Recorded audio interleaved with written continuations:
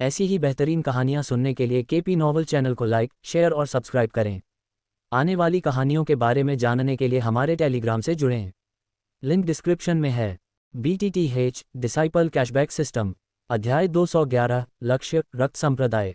Black domain great planes से बाहर निकलने के बाद कारवां ने अपनी गति धीमी कर दी। लगभग 2 घंटे की पहाड़ी सड़कों के बाद वे आखिरकार दोपहर में अपने गंतव्य के पास पहुंच गए। एक पहाड़ी रिज को पार करते हुए रिज के तल पर काले काले विशाल पत्थरों से बना एक विशाल शहर धुंधला दिखाई दिया। शहर के 4 द्वारों पर चींटियों के झुंड की तरह घनी भीड़ अंधेरे शहर के खुले मुंह में एकत्रित होती और भरती हुई देखी जा सकती थी। हे मिस्टर दीजिया, ये ब्लैक सील सिटी है, मायाचेंग ने गाड़ी के ऊपर से कहा, उसके बगल में गुहे को देखकर मुस्कुराते हुए। अगले 2 दिनों में नीलामी के कारण कई शक्तियां और मजबूत हस्तियां यहां एकत्रित हो रही हैं। हर साल की नीलामी में भारी भरकम खजाने मिलते हैं। पिछले साल अंतिम आइटम एक निम्न स्तरीय अर्थ ग्रेड डू तकनीक थी, जिसने नीलामी में लगभग लड़ाई का कारण बना। आयोजकों के मजबूत समर्थन के कारण ही इसे टाला जा सका। अर्थ ग्रेड डू तकनीक, गुहे ने सोचा, उसकी आंखों में दिलचस्पी की झलक दिख रही थी। वास्तव में ब्लैक हॉर्न डोमेन महाद्वीप के दुर्लभ खजानों का केंद्र था। गामा साम्राज्य में ऐसी उच्च स्तरीय तकनीकें मिलना लगभग असंभव था, लेकिन यहाँ उन्हें नीलाम कर दिया गया। चलो चलते हैं, मायाचेंग ने इशारा किया और कारवां बड़े शहर की ओर तेजी से नीचे चला गया, रास्ते में धूल के बादल उड़ाते हुए। ब्लैक हॉर्न डोमेन, मुझे उम्मीद है कि तुम मुझे निराश नहीं करोगे, गुहे ने बड़बड़ाते हुए कहा, शहर को देखते हुए जो उसके नज़र में बड़ा होता जा रहा था, उत्साह का एक रंग महसूस कर रहा था। ... कारवां पहाड़ की चोटी से नीचे उतरा और 15 मिनट के भीतर वे अंधेरे शहर के द्वार के पास पहुंच गए। जैसे ही वे प्रवेश करने के लिए प्रतीक्षा कर रहे लोगों की कतार में शामिल हुए, गति कम हो गई। गाड़ी के सामने खड़े होकर गुहे ने विशाल काले शहर की दीवारों को देखा। उसकी नज़र गेट के बीच में उकेरे गए बड़े अक्षरों ब्लैक मार्क सिटी पर पड़ी, फिर प्रवेश द्वार पर काले कपड़े पहने पुरुषों के एक समूह पर चली गई। वे शहर के द्वारपाल लग रहे थे और प्रवेश करने वाले हर व्यक्ति को उन्हें एक महत्वपूर्ण शुल्क देना पड़ता था। इस तरह की प्रथा गामा साम्राज्य में दंगे भड़काती थी, लेकिन यहाँ ब्लैक हॉर्न डोमेन में यह एक सामान्य घटना थी। मेरे रास्ते से हट जाओ, मेरे साथ खिलवाड़ मत करो, अचानक एक जोरदार आवाज़ गूंजी, जहां गुहे शहर की अनूठी शैली को देख रहा था। अपनी नज़र घुमाते हुए गुहे ने एक गंजा आदमी देखा, जो प्रतीक्षा करने से अधीर था, अपने सामने एक दुबले पतले आदमी को पकड़ रहा था। जैसे ही गंजे आदमी के शब्द निकले, दुबला पतला आदमी अचानक घूम गया, अपने लबादे से एक खंजर निकाला और गंजे आदमी के गले पर वार कर दिया। हालांकि गंजे आदमी ने तुरंत प्रतिक्रिया की, वार को सिर्फ कुछ इंच से चकमा दिया, जिससे ब्लेड उसके गले से छूट गया और इसके बजाय खून की धार बहने लगी। गंजे आदमी से एक तीखी चीख गूंजी। गंजे आदमी को घायल करने के बाद दुबला पतला आदमी एक मछली की तरह अपने कपड़ों से फिसल गया और पास की झाड़ी में लुढ़क गया और नज़रों से ओझल हो गया। कमीने, मैं तुम्हें चीर डालूंगा। गंजा आदमी गुस्से में लाल आंखों के साथ और तलवार को खींच रहा था, खंजर निकाला, अपना होश खो दिया और झाड़ी में घुस गया। थोड़ी देर बाद अंदर से पिछली चीख जैसी ही चीख निकली, जो काफी देर बाद ही शांत हुई। गाड़ी के फ्रेम पर खड़े गुहे की निगाह झाड़ी पर टिकी रही। आखिरी चीख की आवाज से वह समझ गया कि गंजे आदमी की जान अब नहीं बच सकती। अध्याय 211 लक्ष्य रक्त संप्रदाय। गुहे उस घटना से कुछ हैरान था जो उसने अभी देखी थी। गंजे आदमी की ताकत 2 सितारा डू मास्टर के आसपास थी, जबकि दुबला आदमी केवल डू प्रैक्टिशनर स्तर का था। उनकी ताकत में महत्वपूर्ण असमानता के बावजूद दुबले आदमी का हमला तेज और निर्णायक था, जिसमें कोई हिचकिचाहट नहीं दिखी। उसका निर्दयी और चालाक दृष्टिकोण वास्तव में चौंकाने वाला था। ये स्पष्ट था कि ब्लैक हॉर्न डोमेन में जीवित रहने वाले लोग कोई साधारण व्यक्ति नहीं थे। गुहे अब वास्तव में इस तथ्य की सराहना कर सकता था। हे मिस्टर दीजिया, ब्लैक हॉर्न डोमेन में कभी भी किसी व्यक्ति का उसके रूप या प्रत्यक्ष शक्ति से आकलन नहीं किया जाता है। हर साल अनगिनत लोग इस कारण से मरते हैं और उनके शरीर से लगभग एक शहर भर सकता है, मायाचेंग ने धीरे से एक हंसी के साथ टिप्पणी की।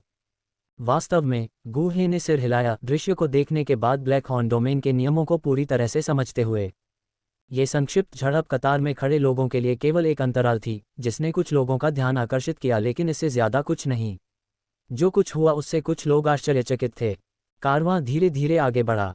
लगभग आधे घंटे के बाद आखिरकार मायाचेंग की बारी आई। जैसे ही वे शहर के द्वार पर पहुंचे, मायाचेंग ने जल्दी से सोने के सिक्कों से भरा एक बड़ा थैला सौंप दिया, जिसमें एक छोटा थैला भी शामिल था। काले रंग के कपड़े पहने उदासीन व्यक्ति ने पैसे स्वीकार किए, उनका वजन किया, अपनी अभिव्यक्ति को थोड़ा नर्म किया और बिना कोई और शब्द कहे उन्हें आगे जाने दिया। ... शहर में प्रवेश करने के बाद गुहे ने मायाचेंग के कारवां से अलग होने का फैसला किया। उसने अस्थायी रूप से रहने के लिए एक सराय ढूंढी, लंबी यात्रा के बाद आराम करने और तरोताजा होने की योजना बनाई। कल वह अपना मिशन शुरू करेगा। नहीं, अपनी मुक्ति योजना। चूंकि वह यहाँ से गुजर रहा था, इसलिए उसे लगा कि इस अराजक और अंधेरी जगह को मुक्त करना जरूरी है। उसका मानना था कि यह सिद्धांत की बड़ी शक्ति के साथ बड़ी जिम्मेदारी भी आती है, और गूहे को लगा कि यह उसका कर्तव्य है। वह उत्पीड़ित लोगों को एक बेहतर दुनिया देना चाहता था। इस विचार को ध्यान में रखते हुए गूहे ने अपने पहले लक्ष्य पर विचार करना शुरू किया। ब्लैक हॉर्न डोमेन में कोई भी प्रमुख शक्ति सौम्य नहीं थी। लगभग हर शक्तिशाली व्यक्ति खून से सना हुआ था और जघन्य अपराधों का दोषी था। गूहे का लक्ष्य इन व्यक्तियों को वह कीमत चुकाना था जिसके वे हकदार थे, और यदि आवश्यक हो तो अपने लिए कुछ मुआवजा लेना ही उचित था। उसके दिमाग में कई प्रमुख शक्तियां कौंधीं। 2 सोल हॉल अधिकारियों की यादों को निगलने के बाद गूहे को ब्लैक हॉर्न डोमेन में इन शक्तियों के कार्यों और प्रभावों की स्पष्ट समझ थी। मेपल सिटी, तियानयिन संप्रदाय, जंगली शेर गिरोह, काली खोपड़ी, रक्त संप्रदाय। एक पल के बाद गूहे ने अपने लक्ष्य पर फैसला किया, रक्त संप्रदाय। अपनी खूनी साधना विधियों के लिए जाना जाता है, जिसमें अपनी ताकत बढ़ाने के लिए मजबूत रक्त के अवशोषण की आवश्यकता होती है। रक्त संप्रदाय को ख्यात था। ऐसा कहा जाता था कि हर दिन कई लोगों को उनके अभ्यास के लिए रक्त की बलि के रूप में पकड़ा जाता था। ये सोचते हुए गूहे ने सोल हॉल के रक्षक वुहुओं के आत्मा शरीर को भी याद किया। ये समय था कि सोल हॉल का नाम पूरे ब्लैक हॉर्न डोमेन में गूंजने लगे। अध्याय 212, जियोयान का संकट। याओ लाओ का सदमा, जियो यी जियान का उपहार। डेमन बीस्ट माउंटेन रेंज में आधे महीने से ज्यादा समय तक चली एक खोज अभी भी जारी थी। जियोयान, तुम भाग नहीं सकते। अभी आत्मसमर्पण करो और मैं तुम्हें तुम्हारी पूरी लाश रखने दूंगा, वुल्फहेड मर्सिनरी ग्रुप के नेता मूशे ने भागते हुए युवक पर गुस्से से दहाड़ते हुए कहा। जियोयान के ठिकाने का पता लगाने के बाद से आधे महीने से वह अपने भाड़े के सैनिकों के साथ लगातार उसका पीछा कर रहा था। अपने प्रयासों के बावजूद जियोयान अपनी चालाक दूर तकनीक और क्रूर तरीकों से बार बार उनके घेरे से बच निकला था और यहाँ तक कि अपने आदमियों को भारी नुकसान भी पहुंचाया था। इसने मूशे की नफरत और जियोयान को अलग करने की इच्छा को और भी बढ़ा दिया। इस बच्चे के पास ऐसे कौशल के साथ एक असाधारण पृष्ठभूमि होनी चाहिए, म्यूस्नैक ने सोचा, लेकिन चाहे वह किसी भी मूल का हो, उसे मेरे बेटे को मारने के लिए मरना ही होगा। जियाओयान के संभावित खतरे को समझते हुए म्यूस्नैक की हत्या की मंशा और गहरी हो गई। यह एक ऐसा झगड़ा था जिसे केवल मौत से ही सुलझाया जा सकता था। जैसे ही म्यूशे ने जियाओयान को घने जंगल में गायब होते देखा, उसकी आंखों में हत्या के इरादे की आग भड़क उठी। वह तेजी से उसके पीछे पीछे अंधेरे जंगल में चला गया। जैसे ही म्यूशे जंगल में दाखिल हुआ, खून से लथपथ एक छाया ने उस पर हमला कर दिया। बिना किसी हिचकिचाहट के म्यूस्नैक ने अपनी लंबी तलवार निकाली और उस छाया पर बुरी तरह से वार किया। ब्लेड से मांस काटने की आवाज जंगल में गूंज उठी। उसके बाद एक तीखी चीख सुनाई दी। म्यूशे ने एक रक्तपिपासु चूहे पर हमला किया था, जो एक प्रथम श्रेणी का राक्षस जानवर था। म्यूशे ने भावशून्य होकर अपने ब्लेड से चूहे को झटक दिया और अपनी गति बढ़ा दी, लेकिन जल्द ही रक्तपिपासु चूहों के एक समूह ने, जिनमें से प्रत्येक का आकार एक आदमी के आधे के बराबर था, उसका रास्ता रोक दिया। हालांकि वे उसे नुकसान नहीं पहुंचा सके, लेकिन उन्होंने उसका पीछा करना काफी धीमा कर दिया। जैसे जैसे म्यूशे निराश होता गया, उसके भाड़े के सैनिकों ने आखिरकार उसे पकड़ लिया। अपने नेता को चूहों द्वारा अवरुद्ध देखकर उन्होंने अपने हथियार निकाले और जीवों से लड़ना शुरू कर दिया। उसका पीछा करो, म्यूशे ने एक चूहे को लात मारकर भगाते हुए आदेश दिया। अथक पीछा फिर से शुरू हुआ। ... आमतौर पर शांत रहने वाले पहाड़ पीछा करने और उसके बाद होने वाली अराजकता से उलट गए। भड़काने वाले जियाओयान ने अनजाने में स्थानीय वन्यजीवों को भड़का दिया था, जिससे भाड़े के सैनिकों को उसे छूने के बिना ही हताहत होना पड़ा। जियाओयान अपने पैरों में दर्द महसूस करते हुए अर्धचंद्राकार चांद को देखा और कड़वी मुस्कान के बिना नहीं रह सका। भाड़े के सैनिकों की दृढ़ता उसकी उम्मीदों से परे थी। क्या मैं दानव जानवर पर्वत श्रृंखला के केंद्र के पास पहुंच रहा हूं? क्या ये मूर्ख उच्च श्रेणी के दानव जानवरों का सामना करने से नहीं डरते? जियाओयान ने अपनी सांस के नीचे शाप दिया, फिर जंगल में गहराई तक चला गया। म्यूशे ने जियाओयान को एक चट्टान के पास रुकते देखा। वह बहुत खुश हुआ।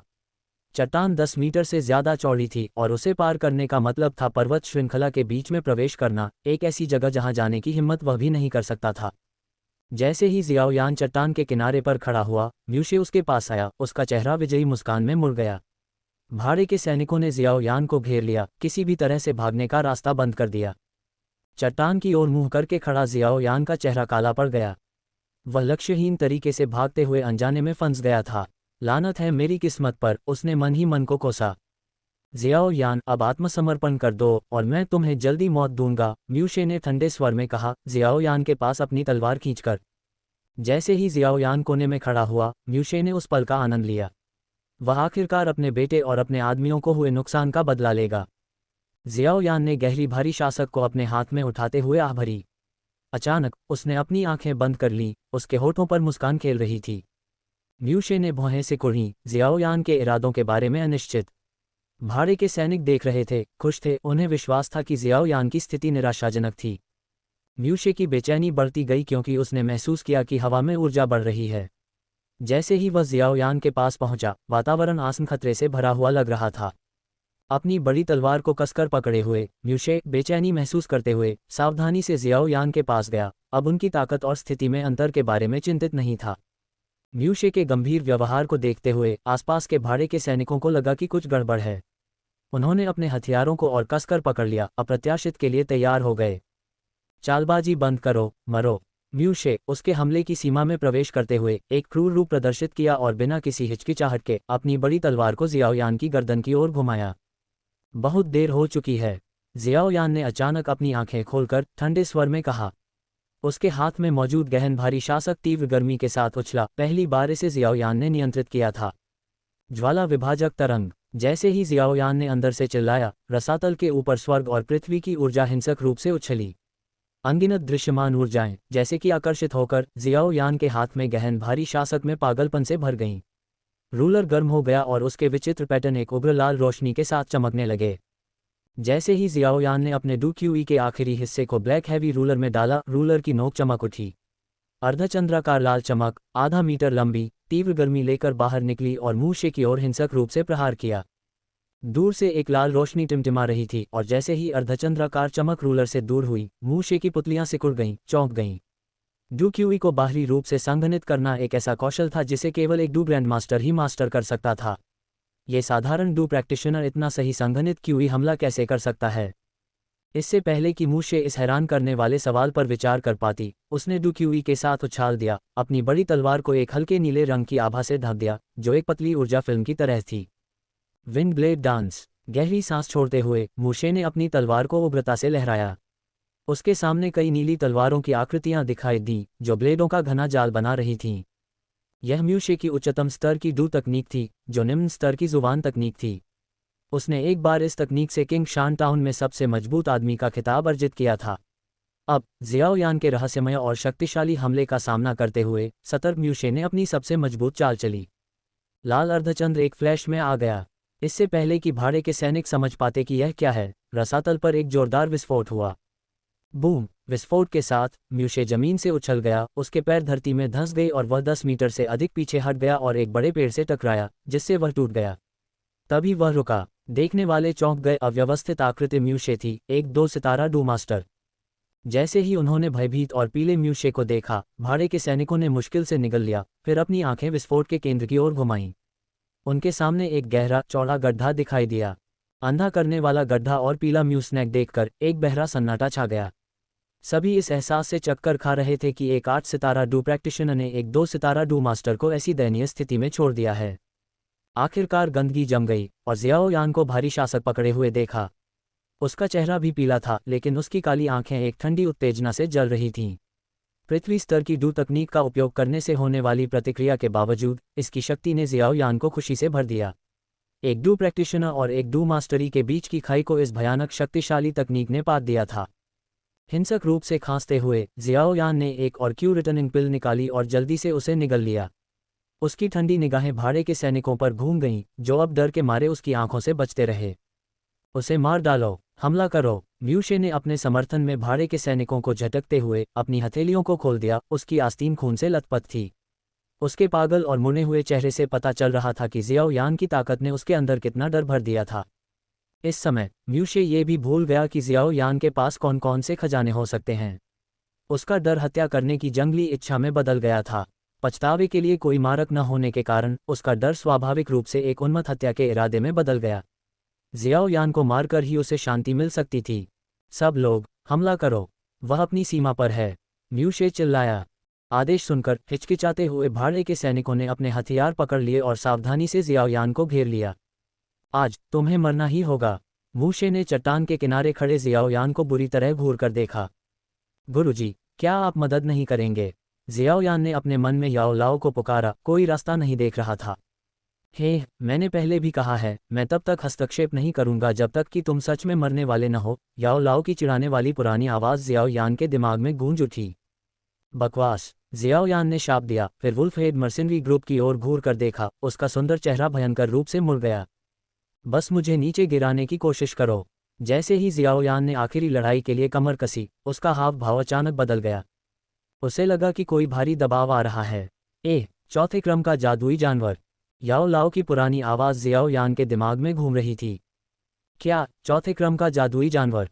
जियाओयान चौंक गया और घबरा गया। वे जादुई जानवर पर्वत श्रृंखला में गहरे थे, लेकिन फिर भी बाहरी क्षेत्र में थे।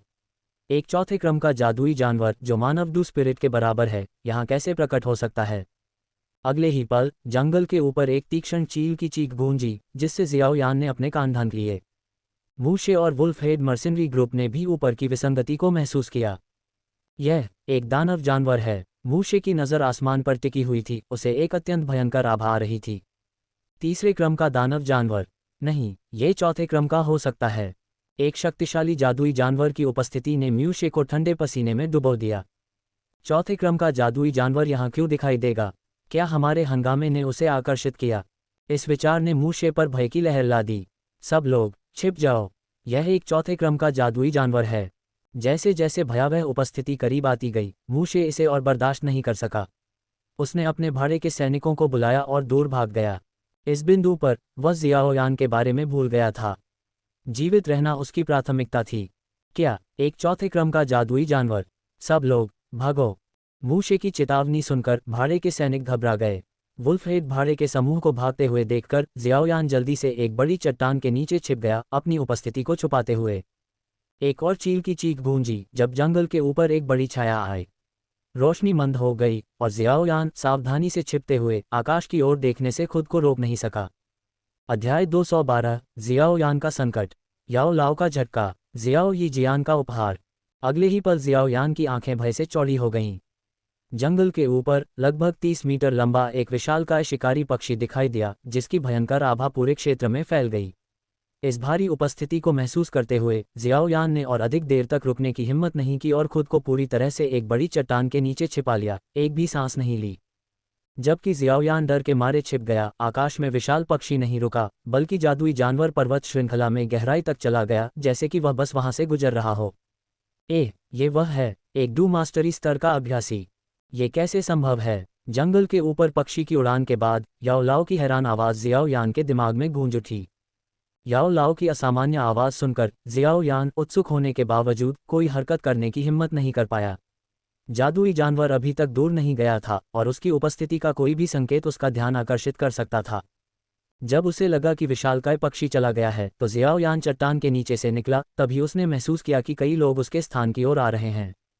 ये वुल्फहेड भाड़े के सैनिकों का समूह है। यह महसूस करते हुए कि म्यूस्नैक ने संभवतः देखा होगा कि चौथे क्रम का जादुई जानवर बस वहां से गुजर रहा था और अपने आदमियों के साथ वापस आ गया था, जियाओयान जल्दी से उस क्षेत्र से निकल गया, इससे पहले कि वे उसे फिर से घेर सकें। जब म्यूस्नैक और उसके भाड़े के सैनिक वहां पहुंचे और उन्हें जियाओयान का कोई सुराग नहीं मिला, तो वे हताश होकर दहाड़ने लगे। शिक्षक, क्या आपने अभी कुछ नोटिस किया?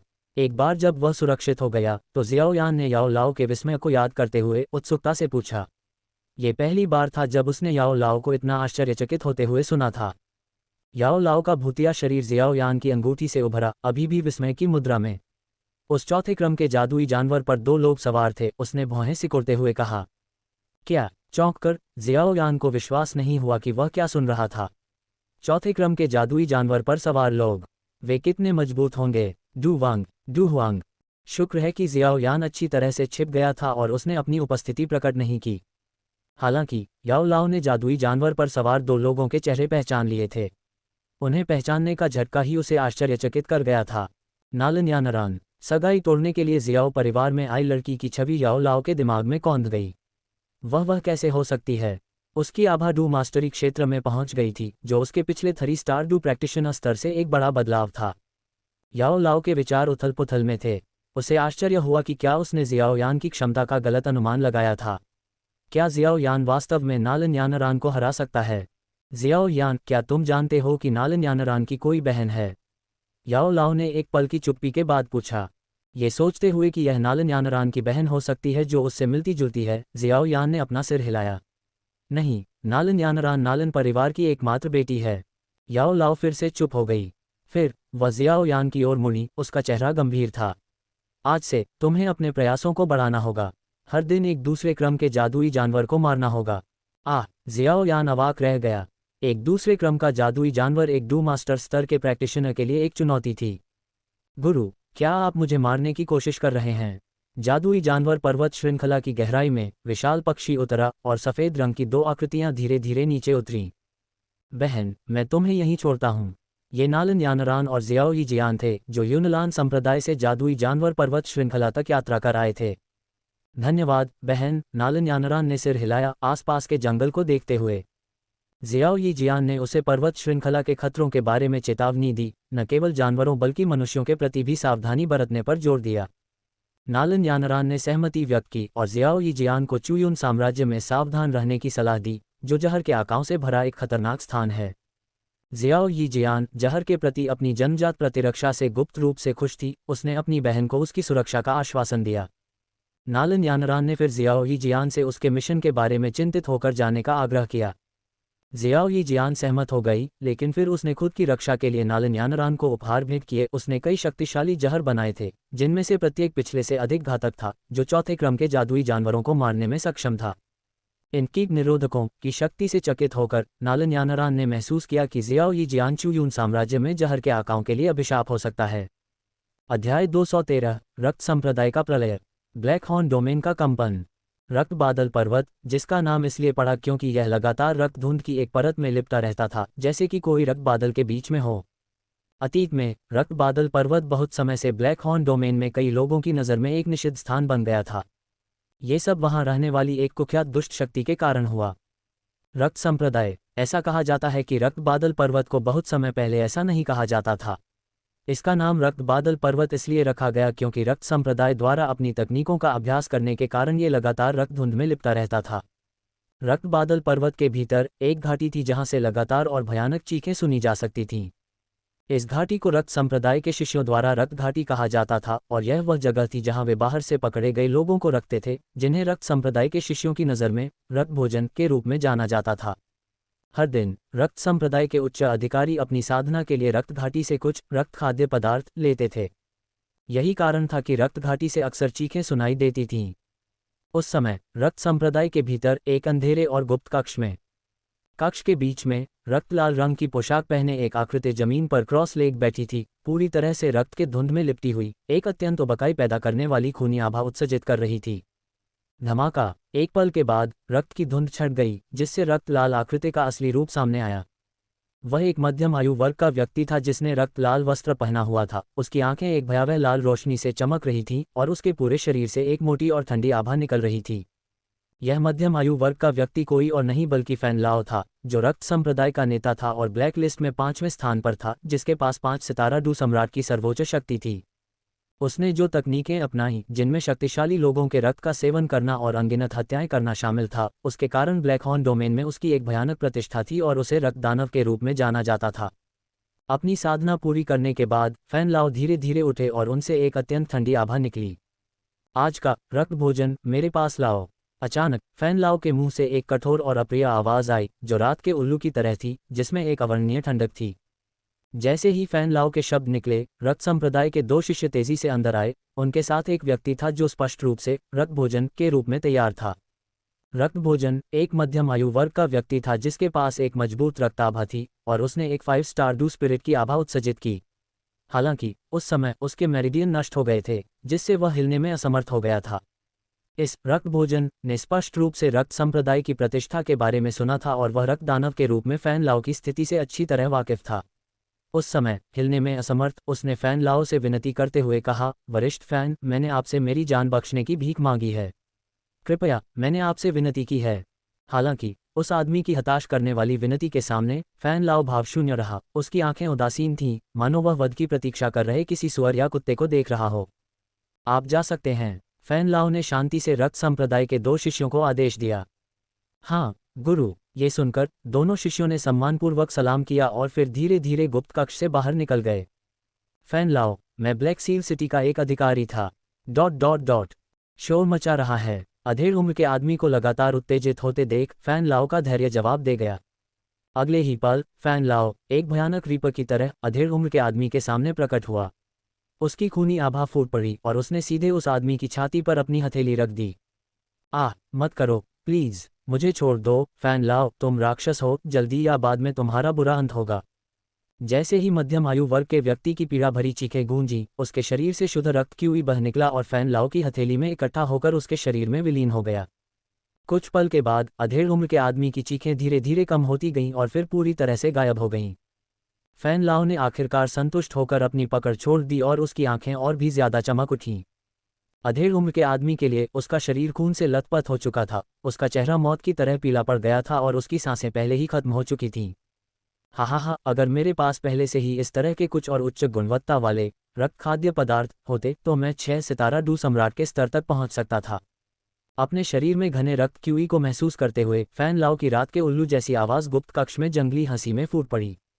हे, मुझे डर है कि आपको वह अवसर नहीं मिलेगा। तभी गुप्त कक्ष में अचानक एक और तीखी और भयानक हंसी गूंजी। कौन है? यह अचानक आवाज़ सुनकर फैन लाओ का दिल अचानक ठंडा हो गया।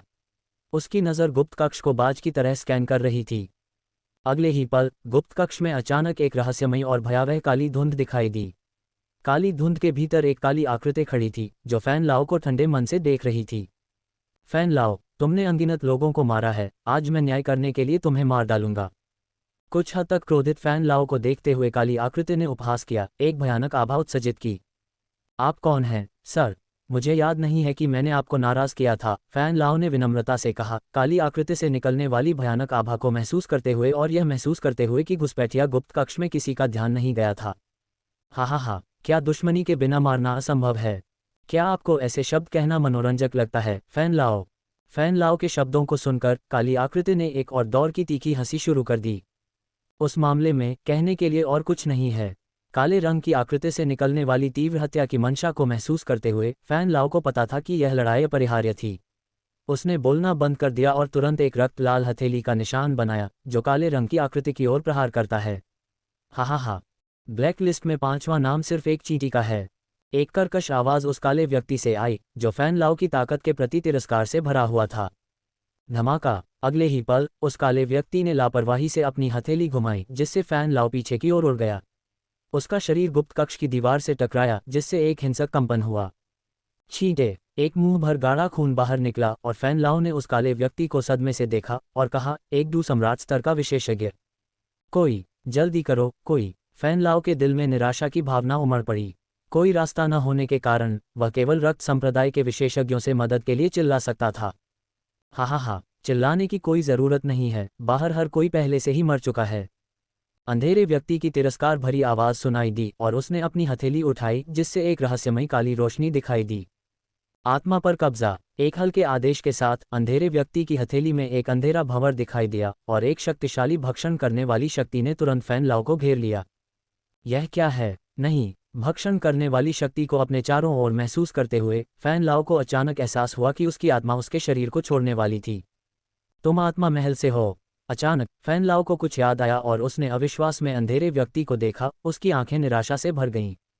क्यों? मैंने कभी भी आत्मा महल से किसी को नाराज नहीं किया है। फैन लाओ के गुस्से भरे चिल्लाने के सामने अंधेरे व्यक्ति ने केवल एक भयावह हंसी के साथ जवाब दिया।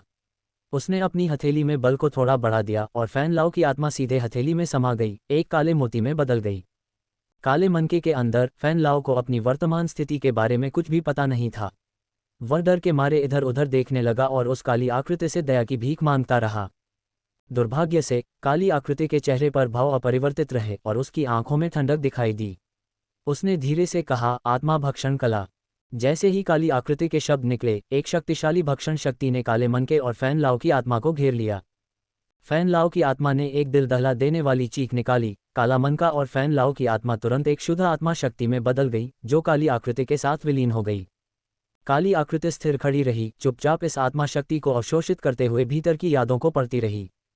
एक पल के बाद काली आकृति ने धीरे से अपनी आंखें खोली, उनमें एक ठंडक चमक रही थी। मुझे उम्मीद नहीं थी कि फैन लाओ अपनी प्रतिष्ठा से भी अधिक क्रूर होगा, वास्तव में क्रूर और चरम पर दुष्ट। वह मरने के लायक था। डार्क फिगर ने गुप्त कक्ष में फैन लाओ के बेजान शरीर को देखा और ठहाका लगाकर हंसा। हालांकि इस आदमी के पास खजानों का काफी संग्रह था। अपने हाथ की एक लहर के साथ फैन लाओ की भंडारण अंगूठी डार्क फिगर के हाथ में तैर गई। अगले ही पल डार्क फिगर गुप्त कक्ष से गायब हो गया, सीधे रक्त संप्रदाय के खजाने की ओर बढ़ गया। फैन लाओ की यादों से डार्क फिगर को पहले से ही पता था कि रक्त संप्रदाय के खजाने में कई मूल्यवान वस्तुएं हैं। इस बारे में सोचते हुए डार्क फिगर की अन्यथा उदासीन आंखों में प्रत्याशा का एक संकेत दिखाई दिया। अगले दिन एक खबर फैली जिसने पहले से ही अराजक ब्लैक हॉर्न डोमेन को और भी अशांत बना दिया। फैन लाओ मर चुका था। ये खबर सुनते ही सभी की पहली प्रतिक्रिया अविश्वास की थी। फैन लाओ कौन था? भयानक रक्त दानव, ब्लैक लिस्ट में 5वां स्थान, डू सम्राट स्तर की महाशक्ति। क्या ऐसा अस्तित्व वास्तव में मर सकता है? पहले तो लोगों ने इस खबर का मजाक उड़ाया, उन्हें लगा कि यह किसी एजेंडे वाले व्यक्ति द्वारा फैलाई गई अफवाह है। लेकिन जैसे ही रक्त संप्रदाय में लगाए गए जासूसों की जानकारी ने फैन लाओ की मृत्यु की पुष्टि की, ये खबर धीरे धीरे सत्यापित हो गई। विभिन्न प्रमुख शक्तियों के जासूसों की रिपोर्ट के अनुसार फैन लाओ अपने ही गुप्त कक्ष में मृत पाए गए। इसके अलावा रक्त संप्रदाय के पूरे नेतृत्व का भी यही हश्र हुआ था और रक्त संप्रदाय का पूरा खजाना लूट लिया गया था। इन सूचनाओं की पुष्टि के साथ पूरे ब्लैक हॉर्न डोमेन में हड़कंप मच गया। डू सम्राट स्तर की महाशक्ति फैन लाओ वास्तव में मारे गए थे। विभिन्न प्रमुख शक्तियों के हमलों का सामना करते हुए रक्त संप्रदाय फैन लाओ के बिना प्रतिरोध करने में असमर्थ था। केवल एक दिन में कभी शक्तिशाली रक्त संप्रदाय प्रमुख शक्तियों के बीच विभाजित हो गया और रक्त संप्रदाय के शिष्यों का वध कर दिया गया। फैन लाओ के बेटे फैन लिंग को यातना देकर मार डाला गया और उसके शरीर के टुकड़े करके कुत्तों को खिला दिया गया। कल रक्त संप्रदाय अहंकारी और दबंग था, लेकिन सिर्फ एक दिन में ये ब्लैक हॉर्न डोमेन से पूरी तरह से मिटा दिया गया। इस खबर ने पूरे ब्लैक हॉर्न डोमेन में सदमे की लहरें भेज दीं। फैन लाओ की ताकत उन सभी को अच्छी तरह से पता थी। किस तरह का अस्तित्व चुपचाप उसे उसके अपने गुप्त कक्ष में मार सकता है। ये सोचकर विभिन्न प्रमुख शक्तियों के शक्तिशाली व्यक्ति अपने दिलों में उदासी का कफन महसूस करने से खुद को रोक नहीं पाए। अध्याय 214 रक्त तत्व तकनीक, संप्रदायों का क्रमिक विनाश, ब्लैक हॉर्न डोमेन में अराजकता। रक्त संप्रदाय के भाग्य का अनुमान गूहे को लंबे समय से था। हालांकि इस समय उसका इन मामलों के बारे में सोचने का कोई इरादा नहीं था। एक साधारण सराय में गूहे उत्साहपूर्वक इस ऑपरेशन से अपने लाभ को छांट रहा था। किसने सोचा होगा कि रक्त दानव फैन लाओ को मिटाने वाला हत्यारा इस अगोचर सराय में छिपा होगा। इस समय गूहे की चेतना उसके अपने सिस्टम स्पेस में थी। रक्त संप्रदाय के खजाने में प्रवेश करने के बाद गूहे ने वह सब कुछ लूट लिया जो वह पा सकता था। लगभग रक्त संप्रदाय के सभी खजाने को अपने सिस्टम स्पेस में फेंक दिया। आधे घंटे बाद गूहे ने आखिरकार अपने लाभ को व्यवस्थित करना समाप्त कर दिया। उनमें से 7 श्रेणी की आध्यात्मिक जड़ी बूटियां कुल 10, 6 श्रेणी की आध्यात्मिक जड़ी बूटियां कुल 150, 6 ग्रेड मैजिक कोर 50, 5 ग्रेड आध्यात्मिक जड़ी बूटियां कुल 300, 5 ग्रेड मैजिक कोर 200। जहां तक 5वीं कक्षा से नीचे की वस्तुओं का सवाल है, गूहे ने उन्हें व्यवस्थित करने की जहमत नहीं उठाई और बस उन्हें एक तरफ रख दिया। ये सिर्फ मैजिक कोर और आध्यात्मिक जड़ी बूटियां थीं। वहां कई खजाने, मैजिक कोर हथियार और मार्शल आर्ट स्क्रॉल भी थे। उनमें से 3 छठी कक्षा के मैजिक कोर हथियार, 25वीं कक्षा के मैजिक कोर हथियार, 5 उच्च स्तरीय profound tier martial art scroll, 10 उच्च स्तरीय प्रोफाउंड टियर लड़ाकू तकनीक स्क्रॉल। जहां तक अर्थ लड़ाकू तकनीकों का सवाल है, गूहे को रक्त संप्रदाय के खजाने में कोई भी नहीं मिला था। हालांकि फैन लाओ की आत्मा को भस्म करने के बाद गूहे ने उसकी याददाश्त से काफ़ी मूल्यवान वस्तुएं प्राप्त की थीं। उनमें से फैन लाओ ने जो मार्शल आर्ट विकसित की थी उसने गूहे का ध्यान आकर्षित किया। किसी ने भी यह उम्मीद नहीं की होगी कि रक्त संप्रदाय के नेता रक्त दानव फैन लाओ वास्तव में एक उन्नत पृथ्वी स्तरीय मार्शल आर्ट की खेती कर रहे थे, और यह मार्शल आर्ट शरीर की खेती पर केंद्रित थी। फैन लाओ ने जिस मार्शल आर्ट की खेती की उसे रक्त तत्व तकनीक कहा जाता था। ये तकनीक कुछ ऐसी थी जिसे फैन लाओ ने एक प्राचीन अवशेष से प्राप्त किया था। फैन लाओ की यादों से गूहे ने सीखा कि यह मार्शल आर्ट प्राचीन रक्त तत्व संप्रदाय से उत्पन्न हुई थी, जो रक्त आधारित तकनीकों में विशेषज्ञता वाला एक संप्रदाय था। रक्त तत्व तकनीक मुख्य रूप से भौतिक शरीर की खेती करती थी, और ग्रैंड मास्टरी स्तर पर पहुंचने के बाद कोई व्यक्ति रक्त तत्व दानव शरीर को संघनित कर सकता था। यह अनंत रक्तसार के साथ एक अमर भौतिक शरीर को बनाए रख सकता था, अनिवार्य रूप से अमरता की स्थिति प्राप्त कर सकता था। फैन लाओ इस तकनीक से बड़ी सफलता प्राप्त कर सकते थे। दुर्भाग्य से उन्होंने एक बड़ी गलती की जिसने उन्हें सम्राट पद पर फंसा दिया, जिससे उनके लिए आगे बढ़ना मुश्किल हो गया। रक्त तत्व तकनीक का मूल शरीर के भीतर एक रक्त तत्व को संघनित करना था। रक्त तत्व में बड़ी मात्रा में शुद्ध रक्त ऊर्जा हो सकती है और महत्वपूर्ण क्षणों में ये भौतिक शरीर को पोषण दे सकता है, लगभग अमर शरीर प्रदान कर सकता है। हालांकि महत्वपूर्ण बात यह थी कि रक्त तत्व के संघनन के लिए शक्तिशाली और शुद्ध रक्तसार की आवश्यकता होती है, जो सीधे रक्त तत्व की गुणवत्ता को प्रभावित करता है। ये रक्त तत्व तकनीक की खेती की नींव थी। फैन लाओ अपनी गहरी शिकायतों से प्रेरित होकर मार्शल स्पिरिट स्तर के विशेषज्ञ पर घात लगाकर अपने रक्त तत्व को सीधे संघनित करने के लिए शक्तिशाली रक्तसार की तलाश कर रहा था। इसके परिणामस्वरूप एक अस्थिर आधार बन गया, जिसने फैन लाओ की उपलब्धियों को सीमित कर दिया। उसने अपनी साधना में सम्राट रैंक तक पहुंचने के लिए अनगिनत लोगों का खून लूटकर एक बड़ी कीमत चुकाई थी। उसकी नींव को देखते हुए सम्राट रैंक उसकी सीमा थी और उसे डू सम्राट रैंक तक पहुंचने की कोई उम्मीद नहीं थी। एक अच्छी चीज की कितनी बर्बादी, ये सोचकर गूहे ने अपना सिर हिलाया। इस व्यक्ति द्वारा विकसित की गई एक उन्नत पृथ्वी स्तरीय मार्शल आर्ट पूरी तरह से बर्बाद हो गई थी। सौभाग्य से उसने गूहे का सामना किया था, इसलिए ये खजाने धूल नहीं जमा करेंगे। गूहे ने सोचा कि अगर वह अपने शिष्यों को रक्त तत्व तकनीक दे तो वह एक सच्ची अमर मार्शल आर्ट विकसित कर सकता है। चाहे वह राक्षसी हो या ना हो, गूहे को परवाह नहीं थी, जब तक यह उसे मजबूत बनाता था। ये रक्त तत्व तकनीक रक्तसार को अवशोषित करती थी, जिससे शरीर में बहुत वृद्धि होती थी, जो उसके औसत दर्जे के शिष्यों के लिए आदर्श थी। बेशक फैन लाओ ने प्राचीन रक्त तत्व संप्रदाय के अवशेषों से रक्त तत्व तकनीक से कहीं अधिक प्राप्त किया था। उनमें से कई गुप्त तकनीकें थीं जिन्हें गूहे काफ़ी मूल्यवान मानते थे, विशेष रूप से एक जिसे रक्तपिपासु कला कहा जाता है, जिसने गूहे का ध्यान आकर्षित किया। जब इस तकनीक का उपयोग किया जाता था तो ये हमलों में रक्तपिपासु शक्ति जोड़ सकता था, साथ ही साथ प्रतिद्वंद्वी की महत्वपूर्ण ऊर्जा को लूट सकता था और खुद को पोषण दे सकता था। ये निश्चित रूप से दुश्मनों पर विजय पाने के लिए एक अद्भुत गुप्त तकनीक थी। एक रक्त भागने की तकनीक भी थी, जो एक उत्कृष्ट भागने की तकनीक थी, लेकिन इसकी कीमत बहुत अधिक थी क्योंकि इसमें बड़ी मात्रा में रक्तसार का उपभोग किया जाता था। एक बार इसका इस्तेमाल करने के बाद व्यक्ति की ताकत में काफ़ी कमी आ सकती है। हालांकि अगर यह किसी की जान बचा सकता है तो इसके लिए थोड़ी कीमत क्या चुकानी होगी। अपने लाभों की पूरी तरह से सूची बनाने के बाद गूहे संतुष्ट महसूस करते हुए सिस्टम स्पेस से बाहर निकल गया। इस बार रक्त संप्रदाय का सफाया करने से वह रातों रात अमीर बन गया था और उसने इसकी मिठास का स्वाद चखा था। जैसा कि वे कहते हैं, अप्रत्याशित लाभ के बिना कोई अमीर नहीं बनता। गूहे ने सोचा कि अगर उसे इस तरह के कुछ और लाभ मिल जाएं तो वह वास्तव में अमीर बन जाएगा। तो उसका अगला लक्ष्य कौन होगा? गूहे के दिमाग में उसने पहले से ही अपने दूसरे लक्ष्य की योजना बनाना शुरू कर दिया था। ब्लैकबोन रिज, एक मौत की जगह, ने अपना नाम इसलिए अर्जित किया क्योंकि यह अनगिनत लाशों से भरा हुआ था और मौत की घनी आभा से संतृप्त था। इसे ब्लैकबोन मकबरा के नाम से भी जाना जाता था। वास्तव में कई साल पहले यह क्षेत्र एक साधारण पर्वत श्रृंखला थी।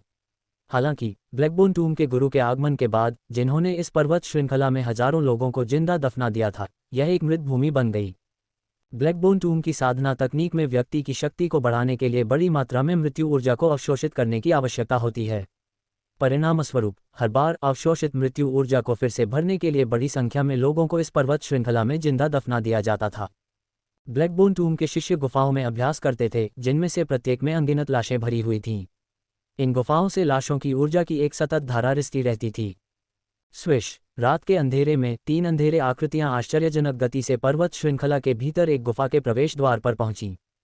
ये वह स्थान था जहां पूरे ब्लैकबोन टूम में मृत्यु ऊर्जा सबसे घनी थी और ब्लैकबोन टूम के गुरु की साधना का स्थान था। गुरु, तीनों अंधेरे आकृतियां गुफा के बाहर पहुंचीं और सम्मानपूर्वक पुकारा। जैसे ही वे बोल रहे थे, एक क्षण के बाद घाटी से काले वस्त्र में लिपटी एक और आकृति उभरी। 3 रक्षक, पर्वत श्रृंखला में मृत्यु ऊर्जा हाल ही में कम हो रही है। ऐसा लगता है कि इसे फिर से भरने का समय आ गया है। अपने शिष्यों को कुछ लोगों को पकड़ने और उन्हें यहाँ जीवित दफनाने के लिए भेजें ताकि मृत्यु ऊर्जा की पूर्ति हो सके। काले वस्त्र में आकृति ब्लैकबोन मकबरे के स्वामी कर्कश आवाज में बोले और मृत्यु की भयावह आभा बिखेरी, जिससे रीढ़ में सिहरन पैदा हो गई। हाँ गुरु। गुरु के शब्दों को सुनकर तीनों रक्षकों ने तुरंत झुककर जवाब दिया। गुरु ने थोड़ा सिर हिलाया और गुफा में जाने के लिए मुड़े। हालांकि चलते समय उन्हें अचानक लगा कि कुछ गड़बड़ है।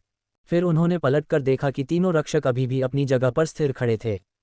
अपनी भौं सिकोड़ते हुए गुरु बेचैनी महसूस करने से खुद को रोक नहीं पाए। ब्लैकबोन मकबरे के रक्षकों को मारने की हिम्मत किसने की? अपना परिचय दो। गुरु अपनी आवाज में कर्कशता लिए जोर से चिल्लाने से खुद को नहीं रोक पाए।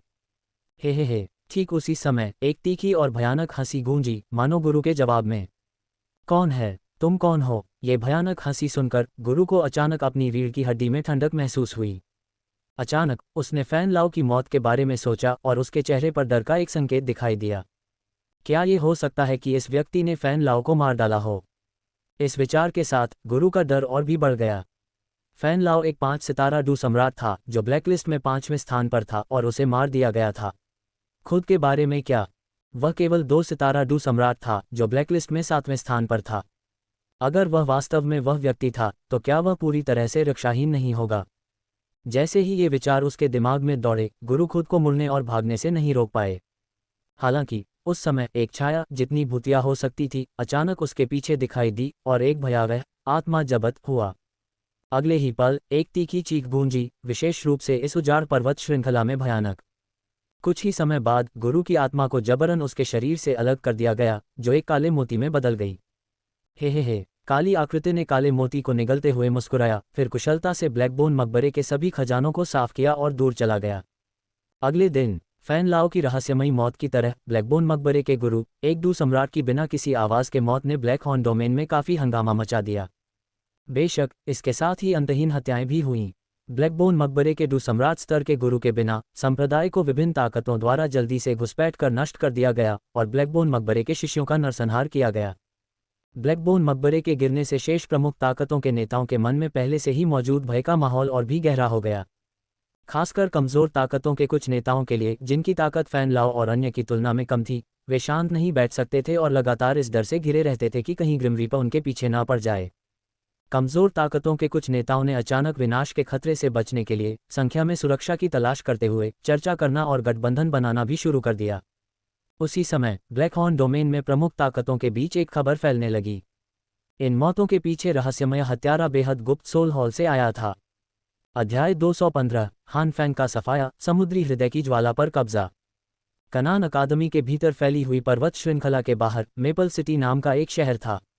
यह शहर बड़ा नहीं था, लेकिन ब्लैक हॉर्न डोमेन में यह एक महत्वपूर्ण स्थान रखता था क्योंकि यह कीमिया सम्राट हान फैंग का निवास था। ब्लैक हॉर्न डोमेन में कीमिया के क्षेत्र में नंबर 1 व्यक्ति के रूप में हान फैंग लंबे समय से छठी कक्षा के कीमियागर बन गए थे। कई ताकतों और यहाँ तक कि शक्तिशाली व्यक्तियों के दिलों में उनका उच्च स्थान था। बेशक छठी कक्षा के कीमियागर पूरे महाद्वीप में भी एक दुर्लभ दृश्य थे। यहाँ तक कि साधारण डू पूर्वजों को भी उनसे मिलने पर बहुत सम्मान दिखाना पड़ता था। आखिरकार हर कोई जानता था कि छठी कक्षा के कीमियागर का कितना प्रभाव हो सकता है। मेपल सिटी का नाम हान फैंग के नाम पर रखा गया था और यह सम्मान अराजक और जानलेवा ब्लैक हॉर्न डोमेन में केवल मुट्ठी भर लोगों को ही मिला था। हान फैंग उनमें से एक था। शहर के बीचों बीच एक बांस का जंगल था जो बाहर के चहल पहल भरे बाजार से अलग था। इस बांस के जंगल में एक सख्त सुरक्षा व्यवस्था थी और आम लोग बिना अंधाधुंध हमले के इसके पास भी नहीं जा सकते थे। हर साल बांस के जंगल के रक्षकों द्वारा इस कारण से कई लोगों को मार दिया जाता था। इसलिए जबकि यह शांतिपूर्ण था, यह मेपल सिटी के कई लोगों के दिलों में एक निषिद्ध क्षेत्र भी था। बांस के जंगल की गहराई में एक बांस का मंडप था। इसका हरा भरा रंग जैद जैसा था, जिससे बांस की हल्की खुशबू आ रही थी। बांस के मंडप के अंदर एक आदमी क्रॉस लेग बैठा था, जिसने एक कीमियागर की पोशाक पहनी हुई थी, जिसकी पीठ पर एक बेहतरीन ढंग से तैयार किया गया मेपल प्रतीक था। इस समय वह आदमी पूरी तरह से एकाग्र था, बिना किसी विकर्षण के एक गोली को परिष्कृत कर रहा था।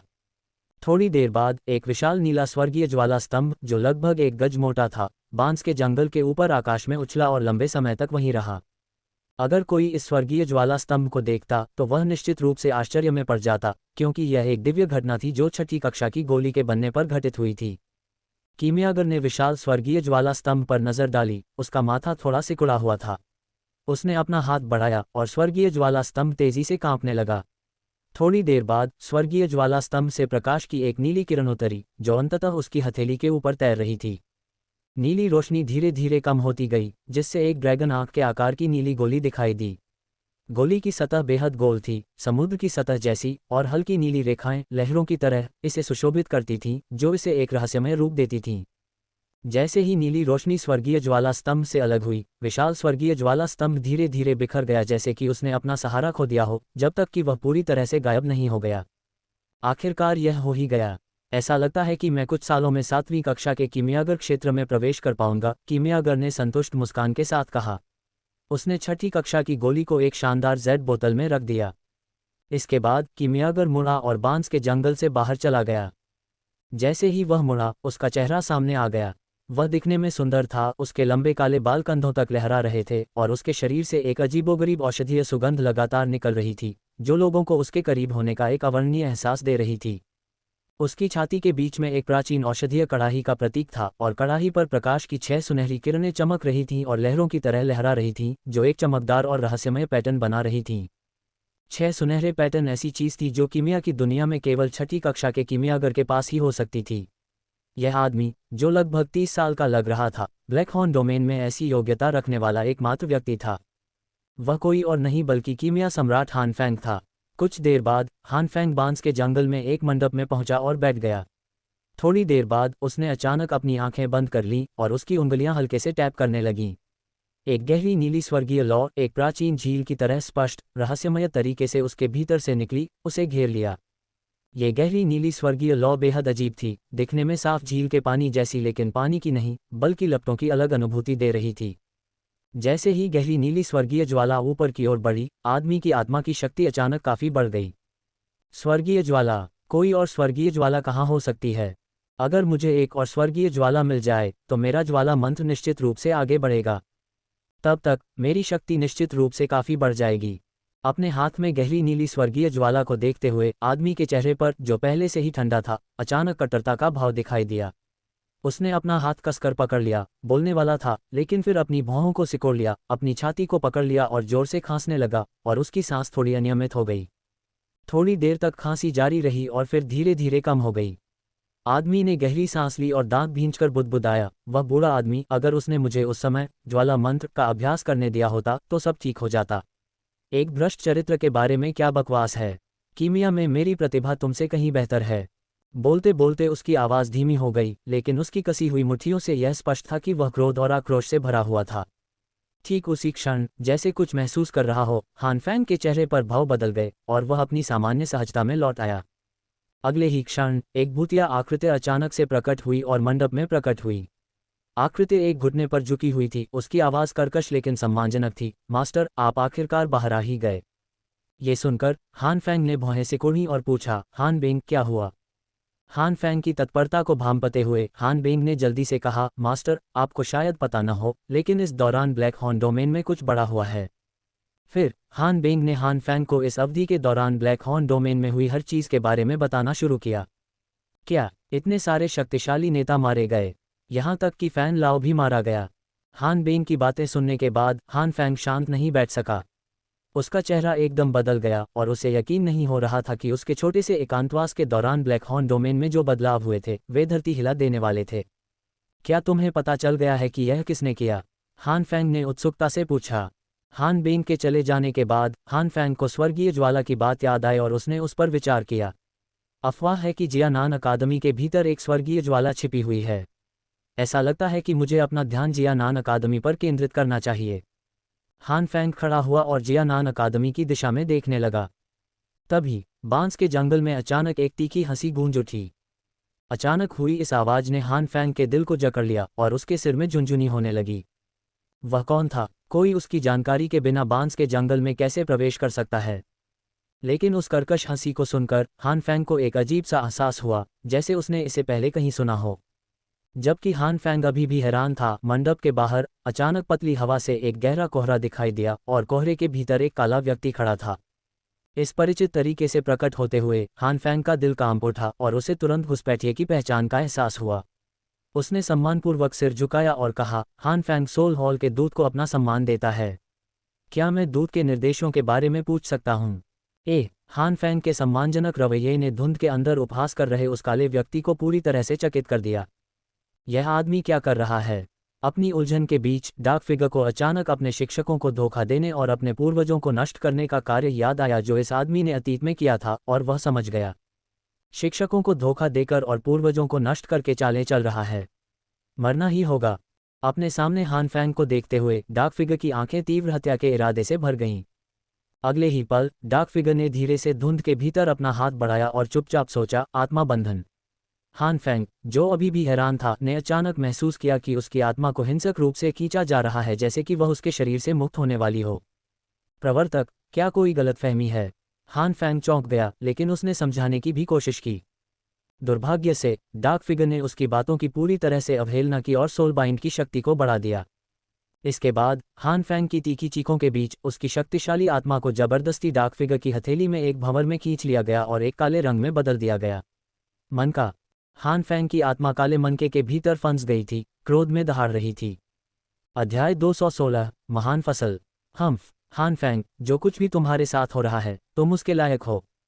हान फैंग को देखते हुए, जो ब्लैक पर्ल के अंदर एक भयंकर भाव के साथ चुपचाप दहाड़ रहा था, छाया ने उपहास किया। हालांकि उसे हान फैंग से कोई व्यक्तिगत दुश्मनी नहीं थी, लेकिन किसी कारण से छाया को सहज रूप से उन लोगों के प्रति तीव्र घृणा महसूस हुई जिन्होंने अपने शिक्षकों को धोखा दिया और अपने पूर्वजों को नष्ट कर दिया। शायद इसका छाया के संप्रदाय के तहत कई शिष्यों से कुछ लेना देना था। जरा सोचिए, अगर उसका कोई शिष्य अपने शिक्षक को धोखा दे और अपने पूर्वजों को नष्ट कर दे तो वह क्या करेगा? चाहे दुनिया में कहीं भी हो, वह उनका पीछा करेगा और उन्हें कड़ी सजा देगा। जो लोग अपने शिक्षकों को धोखा देते हैं और अपने पूर्वजों को नष्ट करते हैं, उन्हें सभी को मार दिया जाना चाहिए। अपनी आंखों में तीव्र हत्या के इरादे की चमक के साथ छाया ने हान फैंग की आत्मा वाले ब्लैक पर्ल को इकट्ठा किया। फिर छाया की नज़र हान फैंग की उंगली पर गहरे नीले रंग की सोल रिंग पर पड़ी, जो एक हल्की नीली रोशनी उत्सर्जित कर रही थी। इससे संकेत मिलता है कि यह सोल रिंग सामान्य निम्न स्तर वाली रिंग से अलग थी। कोई आश्चर्य नहीं कि वह ब्लैक यूनियन का नेता है, वह एक उच्च स्तरीय सोल रिंग भी पहनता है। छाया ने मुस्कुराते हुए हान फैंग की उंगली से गहरे नीले रंग की सोल रिंग को हटा दिया। सोल रिंग की दुर्लभता के भी अलग अलग स्तर थे। उच्च स्तरीय सोल रिंग अत्यंत दुर्लभ थी और ब्लैक डोमेन के नीलामी घरों में भी उनकी बहुत मांग थी। वर्षों से छाया ने खुद कभी उच्च स्तरीय सोल रिंग नहीं पहनी थी और औसत दर्जे की निम्न स्तरीय रिंग से काम चलाया था। पहले सिस्टम के स्थान के अस्तित्व के कारण छाया को सोल रिंग की उच्च आवश्यकता नहीं थी। अगर कुछ फिट नहीं हो पाता तो वह उसे सिस्टम के स्थान में आसानी से स्टोर कर सकता था। हालांकि जब से उसने अपने शिष्यों को पिछली बार दी गई उच्च स्तरीय आत्मा की अंगूठी से स्पेस हॉट प्राप्त किया था, तब से उसने सोल रिंग पर अधिक ध्यान देना शुरू कर दिया था। स्पेस हॉट उपयोगकर्ता की शक्ति से अंतरिक्ष बना सकता है और उसका विस्तार कर सकता है। छाया के लिए ऐसी मूल्यवान वस्तु को अनदेखा करना असंभव था, भले ही उसके पास पहले से ही कई खजाने थे। उसने अनुमान लगाया कि यदि वह अपने किसी शिष्य को यह उच्च स्तरीय आत्मा की अंगूठी दे तो उसे बदले में कुछ असाधारण अंतरिक्ष संबंधी खजाना मिल सकता है। इस विचार को ध्यान में रखते हुए छाया प्रत्याशा से भर गई। जैसे ही उसने अपने हाथ में गहरे नीले रंग की आत्मा की अंगूठी की जांच की, छाया की आध्यात्मिक शक्ति ने उसमें प्रवेश करने की कोशिश की, लेकिन उसे ये देखकर आश्चर्य हुआ कि आत्मा की अंगूठी ने उसकी आध्यात्मिक शक्ति को वापस लौटा दिया। कोई आश्चर्य नहीं कि यह एक उच्च स्तरीय आत्मा की अंगूठी है, इसमें इस तरह का सुरक्षात्मक कार्य है। एक व्यंग्यात्मक मुस्कान के साथ छाया ने समझा कि उच्च स्तरीय आत्मा की अंगूठियां अपने मालिकों को आत्मा की छाप लगाने की अनुमति देती हैं। इसका मतलब ये था कि अगर किसी और ने भी सोल रिंग प्राप्त कर ली तो उसे इसकी सामग्री तक पहुंचने के लिए सोल इम्प्रिंट को मिटाना होगा। ऐसी स्थिति में मालिक को सतर्क कर दिया जाएगा। ये लगभग स्वायत्त सुरक्षा कार्य उच्च स्तरीय सोल रिंग के लिए अद्वितीय था और उनके उच्च मूल्य के मुख्य कारणों में से एक था। वर्तमान में हान फैंग अनिवार्य रूप से मर चुका था, इसलिए छाया को उसके द्वारा पता लगाए जाने की कोई चिंता नहीं थी। इसलिए आध्यात्मिक शक्ति के एक भयंकर उछाल के साथ छाया ने हान फैंग की आत्मा की छाप को जबरदस्ती मिटा दिया और अपनी खुद की छाप छोड़ दी। इस तरह इस उच्च स्तरीय सोल रिंग ने आधिकारिक तौर पर स्वामित्व बदल दिया। जैसे ही छाया ने सोल रिंग की छाप को हटाया, ब्लैक पर्ल के भीतर हान फैंग की आत्मा ने कुछ महसूस किया और एक और दिल दहला देने वाली खामोश दहाड़ लगाए। छाया ने इस पर कोई ध्यान नहीं दिया और अपनी उंगली पर गहरे नीले रंग की सोल रिंग पहनकर संतुष्ट हो गया। फिर उसने सहजता से अपनी आध्यात्मिक शक्ति को रिंग में प्रवेश करने दिया। जांच केवल एक पल तक चली, इससे पहले कि छाया ने धीरे धीरे सोल रिंग से अपनी चेतना वापस ले ली। इस समय उसकी आंखों में एक अविश्वसनीय आश्चर्य का भाव था। पिछले कुछ वर्षों में हान फैंग ने ब्लैक डोमेन में बहुत सारा खजाना इकट्ठा किया था। सोल रिंग में कई दुर्लभ जड़ी बूटियां थीं जो बाहर बहुत दुर्लभ थीं, और विभिन्न मार्शल आर्ट और युद्ध कौशल स्क्रॉल को लापरवाही से इसके अंदर रखा गया था।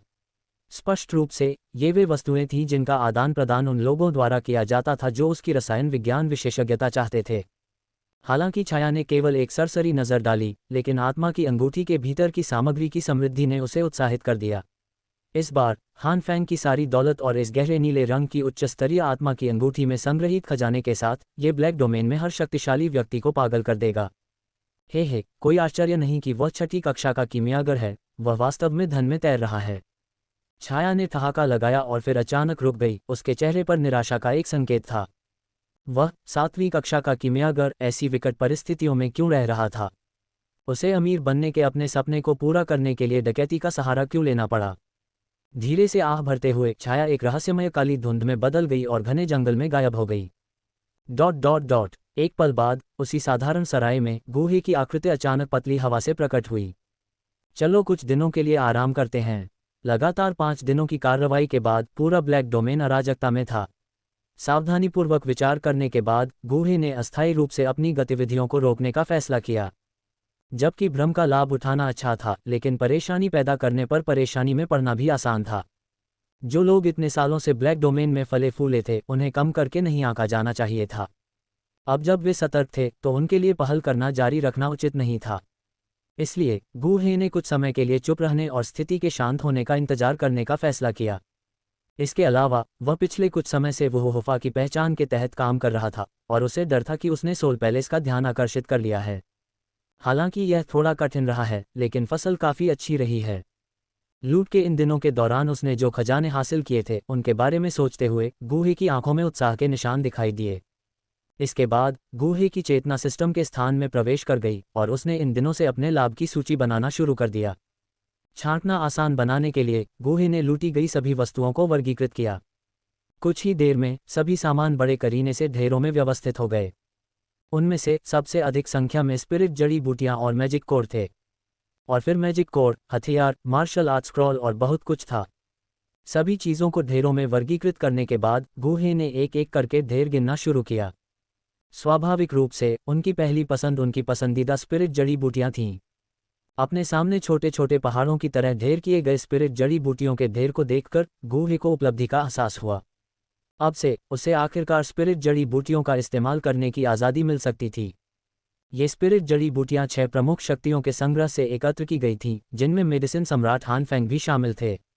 जड़ी बूटियों की विविधता किसी को भी चकित करने के लिए पर्याप्त थी। गुहे के मजबूत जड़ी बूटियों की पहचान करने के कौशल के बावजूद अधिकांश स्पिरिट जड़ी बूटियों को गिनने में लगभग आधा घंटा लग गया।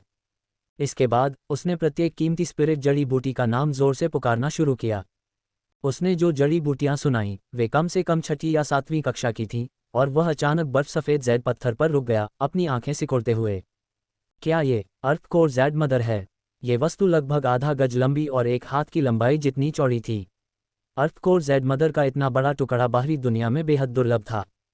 अर्थ कोर जैड मदर एक चमत्कारी जैड था जो अनगिनत वर्षों में पृथ्वी की ऊर्जा के संघनन से बना था। अपनी अनूठी स्थिरता और मोटाई के कारण यह अर्थ कोर जैड मदर साधकों के लिए एक कीमती वस्तु थी। जब खेती या कीमिया में उपयोग किया जाता है तो अर्थ कोर जैड मदर से बना सीट कुशन शरीर के भीतर हिंसक ऊर्जा को काफ़ी हद तक दबा देता है। इस वस्तु के साथ खेती के दौरान पागल हो जाने की संभावना बहुत कम हो जाएगी। ये प्रभाव कुछ हद तक लोड सीट के समान था जिसे गुहे ने blue loads earth core fire प्राप्त करने पर प्राप्त किया था। हालांकि अर्थ कोर जैड मदर इसकी तुलना में और भी अधिक मूल्यवान थी। हे वाकई एक अद्भुत खजाना। अर्थ कोर जैड मदर के आकार को देखते हुए गुहे मदद नहीं कर सका, लेकिन स्वीकृति में सिर हिलाया। उसने अपना हाथ वापस खींच लिया, केवल ये देखने के लिए कि यह एक चिपचिपे हल्के जैद तरल में ढका हुआ था। यह चिपचिपे जैद तरल को देखते हुए गुहे क्षण भर के लिए हैरान रह गया। थोड़ी देर बाद वह अचानक अपने होश में आया और अपने मजबूत आत्मनियंत्रण के साथ उसकी आंखें सिकुड़ गईं। उसकी नज़र अर्थ कोर जैड मदर पर चली गई और उसने बड़बड़ाया, इस अर्थ कोर जैड मदर ने वास्तव में अंदर अर्थ कोर सोल मैरो का उत्पादन किया है। अर्थ कोर जैड मदर को बनाना बेहद मुश्किल था और अर्थ कोर सोल मैरो एक और भी दुर्लभ पदार्थ था। उस पर गुहे की आंखों में अवर्णनीय उत्साह की लहर भर गई। उसने अपने हाथ से आग की एक पतली ब्लेड बनाई और उसे तेजी से अर्थ कोर जैड मदर की सतह पर घुमाया। स्वोश! आग की ब्लेड हल्के से अर्थ कोर जैड मदर की सतह पर गुजरी। अंगूठे की मोटाई के बराबर जैड का एक टुकड़ा गिर गया। इससे अखरोट के आकार का एक गड्ढा दिखाई दिया जिसमें से एक हल्का सफ़ेद कोहरा निकल रहा था। गुहे ने एक गहरी सांस ली और अपनी आत्मा के भीतर एक सुखदाह महसूस की। हिस हिस! गुहे के चेहरे पर उत्साह दिखाई दिया क्योंकि उसने अपने हाथ को एक ज्वलंत ब्लेड में बदल दिया और पृथ्वी कोर जैड मदर की परतों को तेजी से उकेरा। जब पृथ्वी कोर जैड मदर की ऊंचाई लगभग आधी हो गई तो आखिरकार उसकी दृष्टि में एक सिर के आकार का गड्ढा दिखाई दिया। उसकी नज़र गड्ढे के भीतर सफ़ेद तरल पर टिकी हुई थी जो आधी उंगली से भी कम गहरा था। वास्तव में ये पृथ्वी कोर सोल मैरो है। गुहे ने एक खाली भाव के साथ चिपचिपे सफ़ेद तरल को देखा और उस पल में उसकी खुशी अपने चरम पर पहुंच गई। पृथ्वी कोर सोलमेरो स्वर्ग और पृथ्वी का एक अत्यंत दुर्लभ और कीमती खजाना था। उसके जैसे कीमियागरों के लिए इसमें एक अनूठा आकर्षक गुण था क्योंकि यह आत्मा को शांत कर सकता था। आत्मा को संयमित करने का मतलब है उसे परिष्कृत करना और विकसित करना।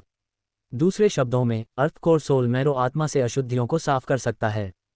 गूहे के लिए, जिसने अर्थ कोर सोलमेरो की प्रतिष्ठा के बारे में सुना था लेकिन इन सभी वर्षों में कभी इसका सामना नहीं किया था, यह एक बहुत बड़ा सौभाग्य था।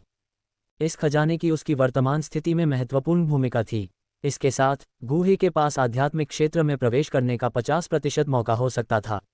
उसके कीमिया कौशल भी 8वीं कक्षा के कीमियागर क्षेत्र में आगे बढ़ेंगे। हा, वास्तव में ब्लैक डोमेन की यह यात्रा सार्थक रही है। इन स्पिरिट जड़ी बूटियों का धन्यवाद। आध्यात्मिक क्षेत्र में अपनी आसन्न सफलता के बारे में सोचते हुए गूहे खुद को रोक नहीं पाए और जोर से हंस पड़े। इसके बाद इस अवधि से अपने लाभों को गिनने में उन्हें एक और आधा दिन लगा। उनमें से 50 प्रकार की 7वीं कक्षा की स्पिरिट जड़ी बूटियाँ, 300 प्रकार की 6ठी कक्षा की स्पिरिट जड़ी बूटियाँ, 1000 से अधिक प्रकार की 5वीं कक्षा की स्पिरिट जड़ी बूटियाँ, जादू के कोर के लिए 10 7वीं कक्षा के जादू के कोर, 150 6ठी कक्षा के जादू के कोर, सैकड़ों 5वीं कक्षा के जादू के कोर, जादू के कोर हथियार, 7 7वीं कक्षा के जादू के कोर हथियार, 26वीं कक्षा के जादू के कोर हथियार, 100 से ज़्यादा 5वीं कक्षा के जादू के कोर हथियार, मार्शल आर्ट स्क्रॉल, 4 पृथ्वी ग्रेड मार्शल आर्ट स्क्रॉल, दर्जनों उन्नत जुबान ग्रेड मार्शल आर्ट स्क्रॉल, कीमिया अमृत, 1 7वीं कक्षा का अमृत, 10 से ज़्यादा 6ठी कक्षा के अमृत, 100 से ज़्यादा 5वीं कक्षा के अमृत। हा, इस बार तो यह वाकई बहुत बढ़िया है। गूहे अपनी फसल को आश्चर्य से देखता रहा, अपनी खुशी को रोक नहीं पाया। अध्याय 217, हानफेंग को भस्म करना, समुद्री हृदय की ज्वाला प्राप्त करना। आत्मा हॉल कांपता है। सभी खजानों को छांटने के बाद गूहे धीरे धीरे अपनी उत्तेजना से शांत हो गया। शांत हो जाओ, उसे शांत रहने की जरूरत थी। ये तो बस शुरुआत थी। ब्लैक डोमेन में अभी भी कई बड़ी मोटी भीड़ें थीं जिन्हें वध किए जाने का इंतजार था। गूहे अच्छी तरह से जानता था कि इस अवधि के दौरान उसने जिन लोगों को मारा था उनमें से हानफेंग को छोड़कर बाकी सभी महत्वहीन थे। वास्तव में ब्लैकलिस्ट विशेषज्ञ प्रभावशाली लग सकते हैं, लेकिन ब्लैक डोमेन में असली ताकतवरों की नज़र में उन्हें निम्न स्तर का माना जाता था। गूहे के विचार में इन लोगों को मारने से उसे और अधिक खजाने मिलेंगे। ये सोचते हुए गूहे की आंखें चमक उठीं। चलो थोड़ा और इंतजार करते हैं, उन्हें थोड़ा और जीने दो। शांत होने के बाद गूहे के विचार चले गए और उसने हानफेंग की आत्मा वाला काला मनका निकाल लिया। गूहे को देखकर हानफेंग तुरंत उत्साहित हो गया और काले मनके के भीतर दहाड़ने लगा। उसकी अभिव्यक्ति क्रूर थी। दुर्भाग्य से उसकी कोई भी चीख नहीं सुनी जा सकी। हानफेंग, बस चुपचाप अपनी मौत का इंतजार करो, गूहे ने व्यंग्य किया और उसके चेहरे पर प्रत्याशा दिखाई दी। 6ठी कक्षा के कीमियागर की आत्मा मुझे कुछ आश्चर्य लाएगी। फिर गूहे ने आत्मा भक्षण कला को सक्रिय किया। एक पल में भक्षण की एक शक्तिशाली शक्ति ने पूरे काले मनके को घेर लिया। नहीं, काले मनके के अंदर हानफेंग की आत्मा को तुरंत लगा कि उसकी आत्मा भस्म होने वाली है। उसकी आंखों में अत्यंत क्रूरता की झलक के साथ उसकी आंखों में अचानक नीले रंग की चमक दिखाई दी। अगले ही पल हानफेंग की आत्मा से एक नीली लौ फूट पड़ी। जैसे ही नीली लौ बाहर निकली, हानफेंग की आत्मा को कैद करने वाला काला मनका सीधे टूट गया। अगले ही पल हानफेंग की आत्मा वास्तव में समाप्त हो गई। ये दृश्य देखकर गूहे के हाव भाव बदल गए और उसने आश्चर्य से देखा। ये वास्तव में एक स्वर्गीय ज्वाला है। ये वास्तव में मेरी आत्मा कब्जा करने की तकनीक को तोड़ सकती है। हानफेंग को मनका तोड़ने के बाद भागने का प्रयास करते देख गूहे की आंखों में एक ठंडी रोशनी चमक उठी।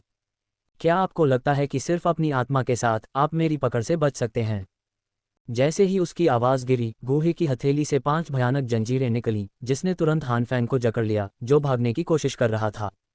हानफेंग का चेहरा अचानक बदल गया और उसने तुरंत जंजीरों को उलझाने के लिए सी हॉट फ्लेम को छोड़ दिया। हालांकि इस समय एक बैंगनी लौ भी जंजीरों से चिपक गई और सी हॉट फ्लेम के साथ जुड़ गई। एक स्वर्गीय लौ। बैंगनी लौ की उपस्थिति को देखकर हानफेंग तुरंत घबरा गया। उसने कभी नहीं सोचा था कि उसे इस स्थिति में वह स्वर्गीय ज्वाला मिलेगी जिसकी वह तलाश कर रहा था। बैंगनी ज्वाला गूहे की सच्ची ज्वाला थी, जो अमर अग्नि और 9 निचली ज्वाला के साथ मिलकर समुद्री हृदय ज्वाला से कहीं बेहतर थी, जो इसका विरोध नहीं कर सकती थी। बस एक पल में समुद्री हृदय ज्वाला गूहे की सच्ची ज्वाला द्वारा सीधे दबा दी गई।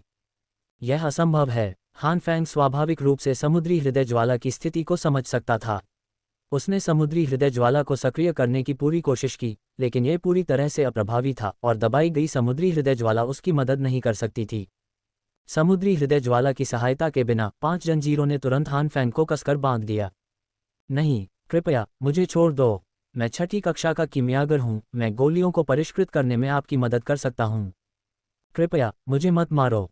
हान फैंग का चेहरा पीला पड़ गया और उसने हताश होकर विनती की। दुर्भाग्य से उसे केवल गूहे की उदासीन निगाहों से ही जवाब मिला। संघर्ष मत करो, बस अपने भाग्य को स्वीकार करो। गूहे के हाथ की एक लहर के साथ 5 जंजीरों ने हान फैंग की कसकर बंधी आत्मा को उसके सामने ला दिया। अगले ही पल गूहे ने बिना किसी हिचकिचाहट के सीधे हान फैंग के सिर के ऊपर अपनी हथेली पटक दी और आत्मा भक्षण कला को सक्रिय कर दिया। मत करो। एक तीखी और दयनीय चीख के साथ हान फैंग की आत्मा तुरंत एक शुद्ध आत्मा शक्ति में बदल गई, जिसे गूहे ने सीधे खा लिया। प्रभावशाली, तुम वास्तव में छठी कक्षा के कीमियागर हो। यह आत्मा शक्ति अविश्वसनीय रूप से शुद्ध है। गूहे ने मन ही मन प्रशंसा की, फिर अपनी आंखें बंद कर लीं और इस अत्यंत शुद्ध आत्मा शक्ति को पचाना शुरू कर दिया। एक पल के बाद गूहे ने धीरे से अपनी आंखें खोलीं और उसके शरीर से एक गहन और रहस्यमय आभा निकली।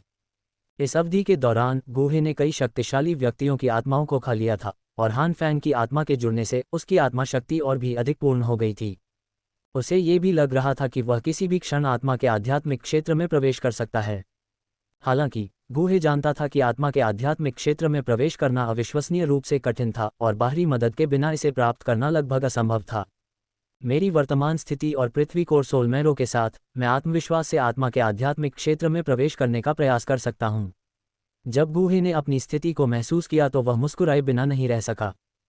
फिर गूहे के दिमाग में हान फैंग की आत्मा की यादें कौंध गईं। उसकी आत्मा को भस्म करने के बाद गूहे ने हान फैंग की सभी यादें पहले ही पढ़ ली थीं। छठी कक्षा के कीमियागर की साधना, अंतर्दृष्टि, कई ज्वाला नियंत्रण तकनीकें, विभिन्न युद्ध कौशल, बेशक ज्वाला मंत्र भी था। हान फैंग की यादें पढ़ने के बाद गूहे ये स्वीकार करने से खुद को रोक नहीं सका कि इस आदमी ने अपने गुरु को धोखा दिया था और अपने पूर्वजों को नष्ट कर दिया था। उसके पास कुछ क्षमताएं थीं। क्षतिग्रस्त ज्वाला मंत्र के साथ भी उसने अभी भी साधना के मार्ग को समझ लिया था। अगर यह आदमी किसी दूसरी तरह की स्वर्गीय ज्वाला को खा सकता तो वह वास्तव में सफल हो सकता था। बेशक गूहे को ज्वाला मंत्र में कोई दिलचस्पी नहीं थी। उसकी राय में वह जिस ज्वाला नियंत्रण कला की साधना कर रहा था वह पर्याप्त से अधिक थी और ज्वाला मंत्र का अनुसरण करने की कोई आवश्यकता नहीं थी। गूहे के लिए ज्वाला मंत्र हान फैंग के दिमाग में मौजूद कुछ ज्वाला नियंत्रण तकनीकों और युद्ध कौशलों जितना भी मूल्यवान नहीं था। इस बारे में सोचते हुए गूहे मदद नहीं कर सका, लेकिन उस समुद्री हृदय ज्वाला को देखा जो वर्तमान में उसकी सच्ची ज्वाला द्वारा दबा दी गई थी।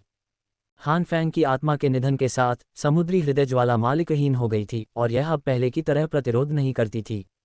गूहे ने फिर सीधे दबी हुई समुद्री हृदय ज्वाला को अपने भंडारण स्थान में फेंक दिया। अब यह अच्छा है। जियान, एर और लियू लिंग, ये दो छोटे लड़के, प्रत्येक के पास एक स्वर्गीय ज्वाला हो सकती है। सी हॉट फ्लेम को हाथ में लेकर गूहे मुस्कुराए बिना नहीं रह सका।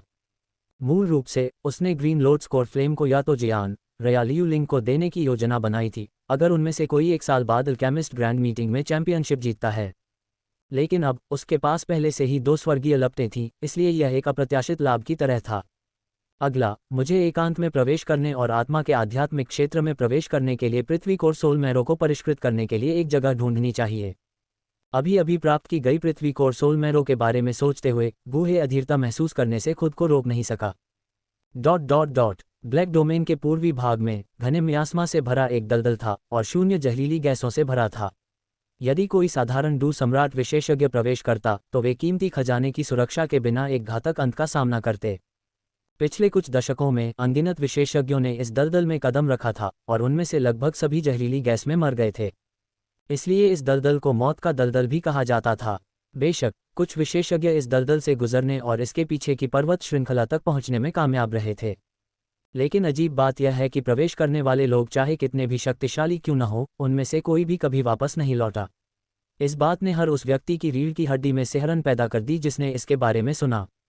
नतीजतन मौत के दलदल के पीछे की पर्वत श्रृंखला को सोललेस रिज के नाम से जाना जाता था, जो ब्लैक डोमेन में कुछ निषिद्ध स्थानों में से एक था। सोललेस रिज के भीतर एक अंधेरे महल के हॉल में काली धुंध में लिपटे एक बूढ़े व्यक्ति ने अचानक अपनी आंखें खोली और उसकी आंखों में एक ठंडी रोशनी चमक उठी। ये कौन है? हान फैंग वास्तव में मारा गया था। अगले ही पल बूढ़े व्यक्ति से एक आश्चर्यजनक हत्या का इरादा फूट पड़ा और उसका चेहरा बेहद उदास हो गया। उस समय जब याओ चेन की हत्या की गई थी तो निस्संदेह इसके पीछे सोल हॉल की छाया थी। ये बूढ़ा व्यक्ति याओ चेन की हत्या में भाग लेने वालों में से एक था। याओ चेन की आत्मा के भागने के बाद सोल हॉल ने उसका पीछा करने के लिए कई विशेषज्ञों को भेजा था, लेकिन वे सभी खाली हाथ लौट आए थे। सोल हॉल के उच्च स्तरीय सदस्यों के पास याओ चेन की आत्मा को वापस लाने वाले किसी भी व्यक्ति को भारी इनाम देने के अलावा कोई विकल्प नहीं था। कहावत है, जहां इनाम होता है वहां बहादुर आत्माएं होती हैं, और यह बूढ़ा आदमी उनमें से एक था। इतने सालों से वह याओ चेन की आत्मा को खोजने की कोशिश कर रहा था, लेकिन कोई फायदा नहीं हुआ। हताशा में वह केवल याओ चेन के शिष्य हान फैंग के साथ संबंध स्थापित कर सका। अगर याओ चेन की मृत्यु नहीं हुई होती तो वह निस्संदेह इस शिष्य से घृणा करता जिसने अपने गुरु को धोखा दिया था और उसके पूर्वजों को नष्ट कर दिया था। इसलिए इस बूढ़े व्यक्ति ने हान फैंग के शरीर में अपनी आत्मा का निशान छोड़ दिया था। अब हान फैंग की आत्मा के मर जाने के बाद बूढ़े व्यक्ति को स्वाभाविक रूप से इसका आभास हो गया। हान फैंग को किसने मारा होगा? क्या ये हो सकता है कि याओ चेन आ गया हो? बूढ़ा व्यक्ति असमंजस में पड़ गया। अध्याय 218 पृथ्वी कोर आत्मा मज्जा को परिष्कृत करना, आध्यात्मिक क्षेत्र में प्रवेश करना। अगले दिन एक सफ़ेद वस्त्र पहने हुए व्यक्ति ब्लैक डोमेन में एक अनाम घाटी में दिखाई दिया। चलो यहीं एकांत में प्रवेश करते हैं और आत्मा के आध्यात्मिक क्षेत्र में प्रवेश करने का प्रयास करते हैं। सफ़ेद वस्त्र पहने हुए व्यक्ति कोई और नहीं बल्कि गुहे थे। इस अवधि के दौरान उन्होंने कई शक्तिशाली व्यक्तियों की आत्माओं को खा लिया था, जिससे उनकी आत्मा, जो पहले नश्वर क्षेत्र के शिखर पर थी, अस्थिरता का संकेत दिखाने लगी थी। यह महसूस करते हुए गुहे प्रसन्न होने से खुद को रोक नहीं पाए, क्योंकि यह आत्मा के आध्यात्मिक क्षेत्र में प्रवेश करने का एक शानदार अवसर था। इस सफलता को प्राप्त करने के लिए गुहे ने विभिन्न शक्तियों के शक्तिशाली विशेषज्ञों का शिकार करना बंद कर दिया और इसके बजाय एकांत में चले गए। जब समय आया तो उन्होंने आत्मा के आध्यात्मिक क्षेत्र में प्रवेश करने के लिए एक ठोस प्रयास किया। कुछ ही समय में गुहे ने पतली हवा से एक मंद गुफा बनाई और उसे अपने एकांत स्थान के रूप में इस्तेमाल किया। एक विचार के साथ गुहे ने ब्लैक स्केल्ड फ्रीज़िड पायथन को सिस्टम स्पेस से मुक्त कर दिया। मास्टर, आपने आखिरकार मुझे बाहर जाने दिया। जैसे ही ब्लैक स्केल्ड फ्रीज़िड पायथन उभरा, वह काले कपड़ों में एक मोटे आदमी में बदल गया और कुछ हद तक दुखी भाव से गुहे को देखा। जाहिर है, अंधेरे और खामोश सिस्टम स्पेस में फंसना ब्लैक स्केल्ड फ्रीज़िड पायथन के लिए काफ़ी असहज था। ब्लैक स्केल्ड फ्रीज़िड पायथन के चेहरे पर दुखी भाव देखकर गुहे को थोड़ा अफसोस हुआ। अगर उसे पता होता तो वह हानफेंग और अन्य लोगों के शवों को अपने साथ ले जाता ताकि ब्लैक स्केल्ड फ्रीज़िड पायथन को अच्छा खाना मिल सके। गुहे को इन बेहद दुष्ट व्यक्तियों पर कोई दया नहीं आई। उनकी लाशों को बरकरार रखना उनके लिए पहले से ही एक बड़ा सौभाग्य था। अगर यह सच न होता कि उसने उनके सारे खजाने छीन लिए होते तो गुहे ने एक ही लौ से उनके शरीर को जला दिया होता। ठीक है, तुम मेरे एकांत की पूरी तरह से रक्षा करो। बाहर आने के बाद मैं तुम्हें बढ़िया खाना खिलाऊंगा। गुहे ने ब्लैक स्केल्ड फ्रीज़िड पाइथन को सांत्वना दी। ये सुनकर ब्लैक स्केल्ड फ्रीज़िड पाइथन की आंखें चमक उठीं और वह तुरंत गुफा के प्रवेश द्वार पर गया, अपनी छाती थपथपाते हुए, और कहा, गुरु, आप निश्चिंत हो सकते हैं और अपने एकांत पर ध्यान केंद्रित कर सकते हैं। मेरे यहाँ होने से कोई भी आपको परेशान नहीं करेगा। गुहे ने सिर हिलाया और फिर गुफा के केंद्र में चला गया, जहाँ वह क्रॉस लेग बैठ गया। हालांकि उसने तुरंत काम करना शुरू नहीं किया, इसके बजाय उसने अपनी आंखें बंद कर लीं और अपनी मानसिक स्थिति और स्थिति को समायोजित किया। क्या पृथ्वी कोर सोलमेरो को सफलतापूर्वक तैयार किया जा सकता है, ये निर्धारित करेगा कि क्या गुहे आत्मा के आध्यात्मिक क्षेत्र में पूरी तरह से प्रवेश कर सकता है। इसलिए ध्यान भटकाने की कोई गुंजाइश नहीं थी। गुहे ने अपनी आंखें बंद कर लीं और लगभग आधे घंटे तक उन्हें धीरे धीरे खोलने से पहले जारी रखा। उसकी काली आंखों में कोई लहर नहीं थी, जैसे कोई गहरा कुआं अथाह। उसने अपने गले से धीरे धीरे सांस छोड़ी और उसकी हथेली शून्य में चली गई। अगले ही पल उसके सामने 4 जेड बॉक्स तैर गए। उसकी उंगली के एक झटके से बक्सों के ढक्कन खुल गए और एक अनोखी खुशबू हवा में भर गई, जिसने गुहे की आत्मा को उत्साहित कर दिया। 4 वस्तुओं में से अर्थ कोर सोलमेरो और डैनलिंग जेली को सीधे तैयार किया जा सकता था, जब तक कि अनुपात को सही ढंग से नियंत्रित किया जाता। जहां तक स्काई वल्चर स्टोन एसेंस की बात है, इसे तैयारी में जोड़ने से पहले पत्थर के भीतर से परिष्कृत करने की आवश्यकता थी। इसे परिष्कृत करना कोई मुश्किल काम नहीं था, खासकर गुहे के लिए जो अपनी वर्तमान स्थिति में थे। अभी गुहे ने अपना हाथ बढ़ाया और एक हरा पत्थर तैरता हुआ उसके सामने मंडराता हुआ आया। दूर से देखने पर यह हरा पत्थर आम पत्थरों से ज्यादा अलग नहीं दिखता था, लेकिन करीब से देखने पर पता चलता था कि यह अजीबोगरीब पैटर्न से ढका हुआ था। पत्थर की सतह थोड़ी पारदर्शी थी और अगर इसे तेज रोशनी में रखा जाए तो अंदर एक चिपचिपा तरल बहता हुआ दिखाई देता था। यह हरा पत्थर 7वीं श्रेणी की आध्यात्मिक वस्तु थी, स्काई वल्चर स्टोन एसेंस, और यह पृथ्वी कोर सोलमेरो को संतुलित करने के लिए इस्तेमाल किए जाने वाले खजानों में से एक था। गूहे ने अपने सामने हरे पत्थर पर नजर डाली, फिर अपना मुंह खोला और एक हरे रंग की लौ निकली जिसने उसे पूरी तरह से घेर लिया। जैसे ही लौ दिखाई दी, गूहे ने तुरंत तापमान को बहुत अधिक स्तर तक बढ़ाने के लिए इसे नियंत्रित किया। आधे मिनट से भी कम समय में स्काई वल्चर स्टोन एसेंस की सतह बारीक दरारों के साथ खुल गई और उसमें से एक हल्की गंध फैल गई। ये देखकर गूहे ने थोड़ा सिर हिलाया और अपनी उंगलियों के एक झटके से एक कमजोर बल ने स्काई वल्चर स्टोन एसेंस पर प्रहार किया। इसने एक चटकने वाली आवाज की और टूटे हुए पत्थर के टुकड़े उसमें से गिरे, जिससे अंदर छिपा हुआ पीला सफेद गूदा दिखाई दिया। जैसे ही यह सफेद गूदा दिखाई दिया, गूहे ने धीरे धीरे लौ का तापमान कम कर दिया जब तक कि यह पत्थर के नीचे जलती हुई एक लौ नहीं बन गई। ऐसा लग रहा था जैसे एक लौ पत्थर के कटोरे को भून रही हो और उस कटोरे में सफेद गूदा अभी भी छोटे छोटे बुलबुले के साथ बुदबुदा रहा था। हर बार जब कोई बुलबुला फूटता तो एक हल्की मछली जैसी गंध उठती। यह मछली जैसी गंध पत्थर में अशुद्धियां थीं और इसे केवल परिष्कृत करके ही पृथ्वी कोर सोल मैरो को संतुलित करने के लिए इस्तेमाल किया जा सकता था। इस शोधन प्रक्रिया में गूहे को बहुत अधिक प्रयास की आवश्यकता नहीं थी।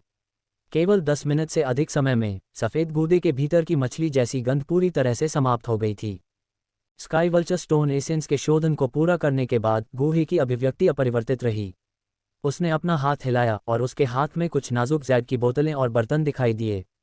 फिर एक विचार के साथ उसके सामने 4 जैड बक्सों से तरल की छोटी छोटी किस्में बह निकलीं और गूहे के नियंत्रण में एक पारदर्शी जैड कटोरे में विलीन हो गईं। हिस जैसे ही 4 तरल पदार्थ आपस में मिले, एक हल्की धुंध फूट पड़ी और वे एक दूसरे के साथ सीधे संघर्ष में लग रहे थे। संपर्क में आने पर उन्होंने लगातार छोटे बुलबुले छोड़े। गूहे ने 4 तरल पदार्थों की परस्पर क्रिया को ध्यान से देखा। थोड़ी देर बाद डैनिलिंग जेली और स्काई वल्चर स्टोन एसेंस पूरी तरह से खत्म हो गए, केवल थोड़ा धब्बेदार अर्थ कोर सोल मैरो बचा। अर्थ कोर सोल मैरो की मात्रा बहुत ज्यादा है। ये देखकर गूहे ने अपना सिर थोड़ा हिलाया। नुस्खे के अनुसार सफलतापूर्वक तैयार किया गया अर्थ कोर सोल मैरो पन्ना हरे रंग का होना चाहिए, लेकिन कटोरे में मौजूद एक स्पष्ट रूप से विफलता के संकेत दिखा रहा था। गूहे इस पहली विफलता से निराश नहीं हुआ। अगर ऐसा कुछ पहली कोशिश में सफल हो जाता है तो ये बहुत भाग्यशाली होगा। हालांकि वह थोड़ा परेशान था क्योंकि अर्थ कोर सोल मैरो बहुत कीमती था। अगर वह कई बार असफल होता तो यह उसके लिए एक महत्वपूर्ण नुकसान होता। इसके बाद की घटनाएं अपरिवर्तित रहीं। गूहे ने तीनों खजानों के अनुपात को सावधानीपूर्वक समायोजित करना जारी रखा। कोई भी विचलन, चाहे अधिक हो या कम, 4 तरल पदार्थों के बीच संतुलन को बाधित करेगा, जिसके परिणामस्वरूप विफलता होगी। इसलिए उसे अपना संयम बनाए रखना था, खासकर विफलता के सामने। गूहे 4 कीमती सामग्रियों के सम्मिश्रण में 3 बार विफल रहे और इन विफलताओं के दौरान चारों खजानों की मात्रा का लगभग 1/3 हिस्सा खत्म हो गया था। हालांकि भले ही लागत काफी अधिक थी, गूहे के चेहरे पर अभी भी कोई अधीरता नहीं दिखी। सम्मिश्रण की उनकी विधि अधिक से अधिक कुशल होती गई और अनुपातों को समायोजित करते समय अब उन्हें कोई हिचकिचाहट नहीं हुई। अपने वर्तमान स्तर के कीमिया के साथ वह संभवतः दुनिया के सर्वश्रेष्ठ लोगों में से एक थे। वह इस तरह की विफलताओं को अपनी मानसिक स्थिति को परेशान नहीं करने दे सकते थे। आखिरकार, अगर वह ऐसी असफलताओं को संभाल नहीं सकते तो वह एक मजबूत व्यक्ति कैसे बन सकते हैं। गूहे ने अपनी आंखें जैड कटोरे के अंदर के तरल पर टिकाए रखीं। उन्होंने अनुपातों को सावधानीपूर्वक नियंत्रित करने के लिए अपनी उंगलियों का उपयोग किया, ये सुनिश्चित करते हुए कि यदि एक तरफ की मात्रा कम हो जाती है तो वह संतुलन बनाए रखने के लिए जल्दी से थोड़ी मात्रा मिला देते हैं। कई असफलताओं के बाद इस बार जैड कटोरे में तरल अधिक स्पष्ट और अधिक जीवंत दिखाई दिया। उसमें से एक हल्की सी खुशबू निकल रही थी। इस खुशबू को सूंघते हुए गूहे की आंखों में आखिरकार उत्साह की एक झलक दिखाई दी, जो अब तक स्थिर थी। उसने अपनी उंगली को धीरे से हिलाया और स्काई वल्चर स्टोन एसेंस की एक बूंद धीरे धीरे जैड बाउल में गिर गई। हिस जैसे ही स्काई वल्चर स्टोन एसेंस की बूंद गिरी, जैड बाउल तुरंत एक हल्की धुंध से भर गया। धुंध छटने के बाद जो कुछ बचा वह चिपचिपा गूदा का एक छोटा कटोरा था, जो जैड की तरह जीवंत था। ओह! जैड बाउल में तरल की गुणवत्ता को देखते हुए गूहे राहत की सांस लेने से खुद को रोक नहीं सका। बस इस पहली सफलता के साथ अगले कदम बहुत आसान हो गए। लगभग 2 घंटों में उसने शेष 3 कीमती सामग्रियों में से लगभग आधे को सफलतापूर्वक मिश्रित कर दिया। जैड की बोतल को पूरी तरह से भरते हुए गूहे के चेहरे पर आखिरकार एक संतुष्ट भाव दिखाई दिया। हालांकि उसने अभी अभी कई असफलताओं का अनुभव किया था, लेकिन उसके पास अब जो सफल उत्पाद था वह उसकी वर्तमान जरूरतों के लिए पर्याप्त से अधिक था। अगला, ये सबसे महत्वपूर्ण हिस्सा है। जैड की बोतल को पकड़े हुए गूहे ने एक गहरी सांस ली और उसकी आंखों में उत्साह की झलक दिखाई दी। अगर यह परिवर्तन सफल हो जाता तो वह आत्मा के आध्यात्मिक क्षेत्र में प्रवेश कर सकता था। आत्मा का आध्यात्मिक क्षेत्र 8वीं श्रेणी के कीमियागर होने के अनुरूप था। जब तक गूहे इस बार आत्मा के आध्यात्मिक क्षेत्र में प्रवेश करने में सफल हो जाता है, तब तक भविष्य में 8वीं श्रेणी के कीमियागर के स्तर तक पहुंचने का यह एक स्वाभाविक और आसान रास्ता होगा। उस समय उसके पास वास्तव में दुनिया के मजबूत व्यक्तियों से मुकाबला करने की योग्यता और ताकत होगी। इस बार मुझे चाहे जो भी हो, सफल होना ही है। अपनी आंखों में दृढ़ निश्चय के साथ गूहे ने जैड की बोतल उठाई और सीधे अपने मुंह में अर्थ कोर सोल मैरो डाला। उसका सिर पीछे की ओर झुका और लगभग आधा अर्थ कोर सोल मैरो उसके गले के माध्यम से उसके शरीर में प्रवाहित हुआ, जिससे उसके सिर में अचानक भिनभिनाहट की अनुभूति हुई। उस क्षण उसके माथे पर आध्यात्मिक शक्ति तेजी से फैल गई, मानो उसे उत्प्रेरित किया गया हो। विस्तार इतना तेज था कि गूहे को अपने माथे में तीव्र दर्द महसूस हुआ, मानो उसका सिर फटने वाला था। अध्याय 219 आत्मा हॉल की हरकतें। आत्मा क्षेत्र। आत्मा। इस अचानक परिवर्तन को महसूस करते हुए गूहे हैरान रह गया। हालांकि ऐसे समय में उसने जल्दबाजी में काम करने की हिम्मत नहीं की। वह केवल अपने दिमाग को स्थिर कर सकता था और अपने शरीर के भीतर होने वाले परिवर्तनों को देख सकता था। मिश्रित किया गया पृथ्वी कोर आत्मा मज्जा गूहे के शरीर में बहने लगा, जो झुलसाने वाली गर्म धाराओं में बदल गया, जो तेजी से फैल गया और वाष्पित हो गया। अजीब हरी धुंध तेजी से बढ़ी, उसके शरीर से गुजरते हुए सीधे उसके माथे के केंद्र तक पहुंच गई। अंत में वे वहां रहने वाली आत्मा शक्ति के साथ जुड़ गए। जैसे ही ये धुंध और आत्मा आपस में जुड़ गए, गूहे ने जल्दी से एक भयानक और शक्तिशाली अजीब ऊर्जा को अपनी आत्मा में तेजी से घुसपैठ करते हुए महसूस किया। उसी समय उसकी आत्मा की ताकत नाटकीय रूप से बढ़ गई, जैसे कि उसने कोई अविश्वसनीय टॉनिक पी लिया हो, जिससे गूहे चौंक गया। उसके माथे के केंद्र में धड़कन की सनसनी तेज हो गई। उसने यह उम्मीद नहीं की थी कि पृथ्वी कोर सोल मैरो का आत्मा शक्ति पर इतना प्रभाव होगा। जैसे जैसे उसकी आत्मा शक्ति मजबूत होती गई, गूहे के माथे के बीच में धड़कन और भी तीव्र होती गई। उसे पहले जैसा सिरदर्द महसूस हुआ और उसके सिर के दोनों तरफ के मंदिर सूज गए, छोटे ड्रम की तरह धड़क रहे थे। ये फटने वाला है। अचानक बढ़ी हुई आत्मा शक्ति गूहे द्वारा सहन किए जा सकने वाले अधिकतम भार को पार कर गई थी। एक निश्चित क्षण में गूहे इसे और सहन नहीं कर सका। उसके मन की गहराई में एक कम और दर्दनाक विस्फोट हुआ, जिसने उसके कान के पर्दों को दर्द कर दिया। धमाका। इस विस्फोटक ध्वनि के तहत गूहे की चेतना एक विस्मय में विस्फोट हो गई। उसके आसपास का वातावरण सुनहरी रोशनी से भर गया और उसका दिमाग अस्त व्यस्त हो गया। यह अजीब स्थिति काफी समय तक चली और धीरे धीरे सुधरने लगी। जब गूहे की चेतना आखिरकार स्पष्ट हो गई, तो उसके दिमाग में गंभीर दर्द धीरे धीरे कम हो गया था। अस्पष्ट रूप से उसने महसूस किया कि उसकी आत्मा पहले की तुलना में बहुत अधिक मजबूत थी, लेकिन उसने ये भी महसूस किया कि उसकी आत्मा अभी तक तथाकथित आत्मा क्षेत्र में प्रवेश नहीं कर पाई थी। पृथ्वी कोर आत्मा मज्जा का कोई प्रभाव नहीं था। ये देखकर गूहे दंग रह गया। सिर्फ एक शक्तिशाली आत्मा होना ही आत्मा क्षेत्र में प्रवेश करने के लिए पर्याप्त नहीं था, और जब तक उसकी आत्मा आत्मा क्षेत्र में नहीं पहुंचती, तब तक वह कभी भी असली 8वीं श्रेणी की औषधीय गोलियों को परिष्कृत नहीं कर पाएगा। इस समय गूहे को अचानक लगा कि आसपास की आध्यात्मिक ऊर्जा किसी अजीब चीज से हिल गई है। इस गड़बड़ी के बीच बेहद सूक्ष्म हवा की फीकी लेकिन यादगार धाराएं चुपचाप अंतरिक्ष से बह निकलीं और उसके माथे की ओर दौड़ पड़ीं। इस बिंदु पर उसने महसूस किया कि तथाकथित अजीब गुरुत्वाकर्षण उसके माथे से निकल रहा था। ये वास्तव में काम करता है। ये देखकर गूहे ने राहत की सांस ली। उसने अपनी सारी उम्मीदें अपनी आत्मा के इस परिवर्तन पर लगा रखी थीं। सिर्फ अपनी आत्मा की शक्ति को बढ़ाना उसके लिए पर्याप्त नहीं होगा। जैसे जैसे आध्यात्मिक ऊर्जा की ये धाराएं गूहे के माथे में प्रवाहित होती रहीं, वे वहां रहने वाली आत्मा में विलीन हो गईं। इस विलय के दौरान गूहे की आत्मा गर्म आध्यात्मिक द्रव से आच्छादित हो गई और गर्म आभा उसकी आत्मा के हर हिस्से में प्रवाहित हुई। आरामदायक अनुभूति ने उसे खुद को कराहने से लगभग रोक नहीं पाया। हालांकि आध्यात्मिक ऊर्जा का ये स्तर स्पष्ट रूप से गूहे की आत्मा को आध्यात्मिक क्षेत्र में धकेलने के लिए पर्याप्त नहीं था। इसलिए इस अवशोषण के लगभग 1 घंटे के बाद गूहे के माथे में अजीब शक्ति अचानक बहुत तीव्र हो गई।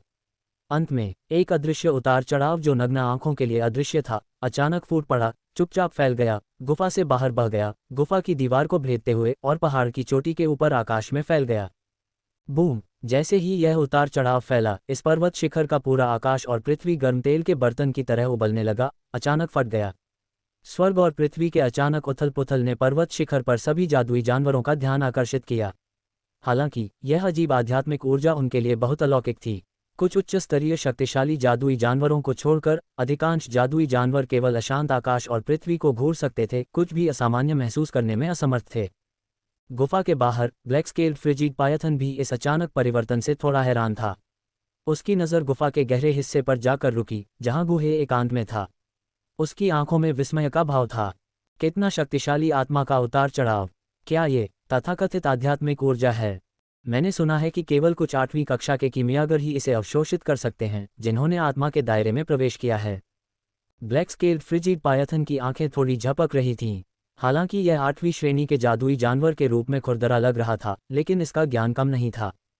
इस दर पर मास्टर जल्द ही आत्मा के दायरे में आगे बढ़ने से डरता है।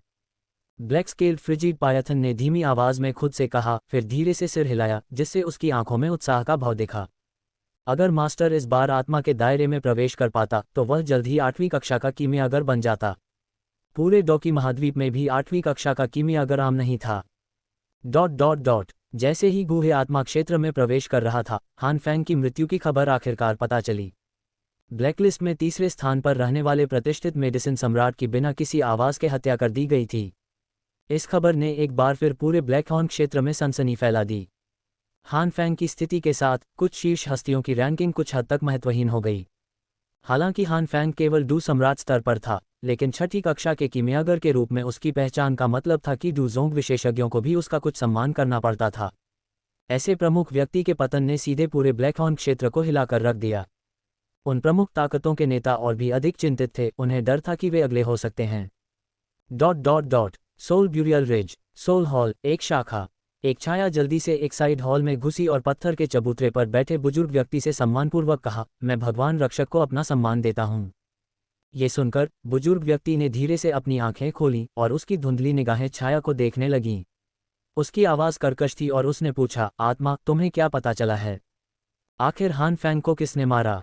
ये सुनकर छाया के चेहरे पर भी आश्चर्य के भाव दिखे और उसने उत्तर दिया, भगवान रक्षक, इस समय के दौरान ब्लैकहॉर्न क्षेत्र में कई चीजें हुई हैं। हान फैंग की मृत्यु उनमें से एक है। मुझे नहीं पता कि ब्लैकहॉर्न क्षेत्र में कौन सा शक्तिशाली व्यक्ति उतरा है और ब्लैकलिस्ट में शामिल सभी शक्तिशाली लोगों को लगभग मिटा दिया है। हान फैंग इस व्यक्ति के हाथों मरने वाला आखिरी व्यक्ति था।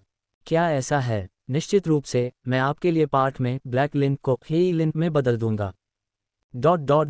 गुफा के बाहर हेई लिन और कोल्ड जियाओ कुछ ऊब के साथ पहरा दे रहे थे। हालांकि वे अपने आसपास का निरीक्षण करते समय सतर्क रहे। इस अवधि के दौरान गुहे द्वारा उत्पन्न विसंगतियों ने कई शक्तिशाली व्यक्तियों को आकर्षित किया था जो जांच करने आए थे। हालांकि बिना किसी अपवाद के उन सभी को हेई लिन और कोल्ड जियाओ ने अपने दबंग तरीकों का उपयोग करके निपटाया। यह अभी तक खत्म क्यों नहीं हुआ? मुझे आशा है कि मास्टर को कुछ नहीं हुआ है। हेई लिन ने गुफा की ओर देखते हुए बड़बड़ाया, उसकी आंखों में चिंता का संकेत था। आध्यात्मिक क्षेत्र को तोड़ना बेहद खतरनाक था। ध्यान की एक क्षणिक चूक आत्मा को नुकसान पहुंचा सकती थी या सबसे खराब स्थिति में राक्षसी तरीकों में पड़ सकती थी।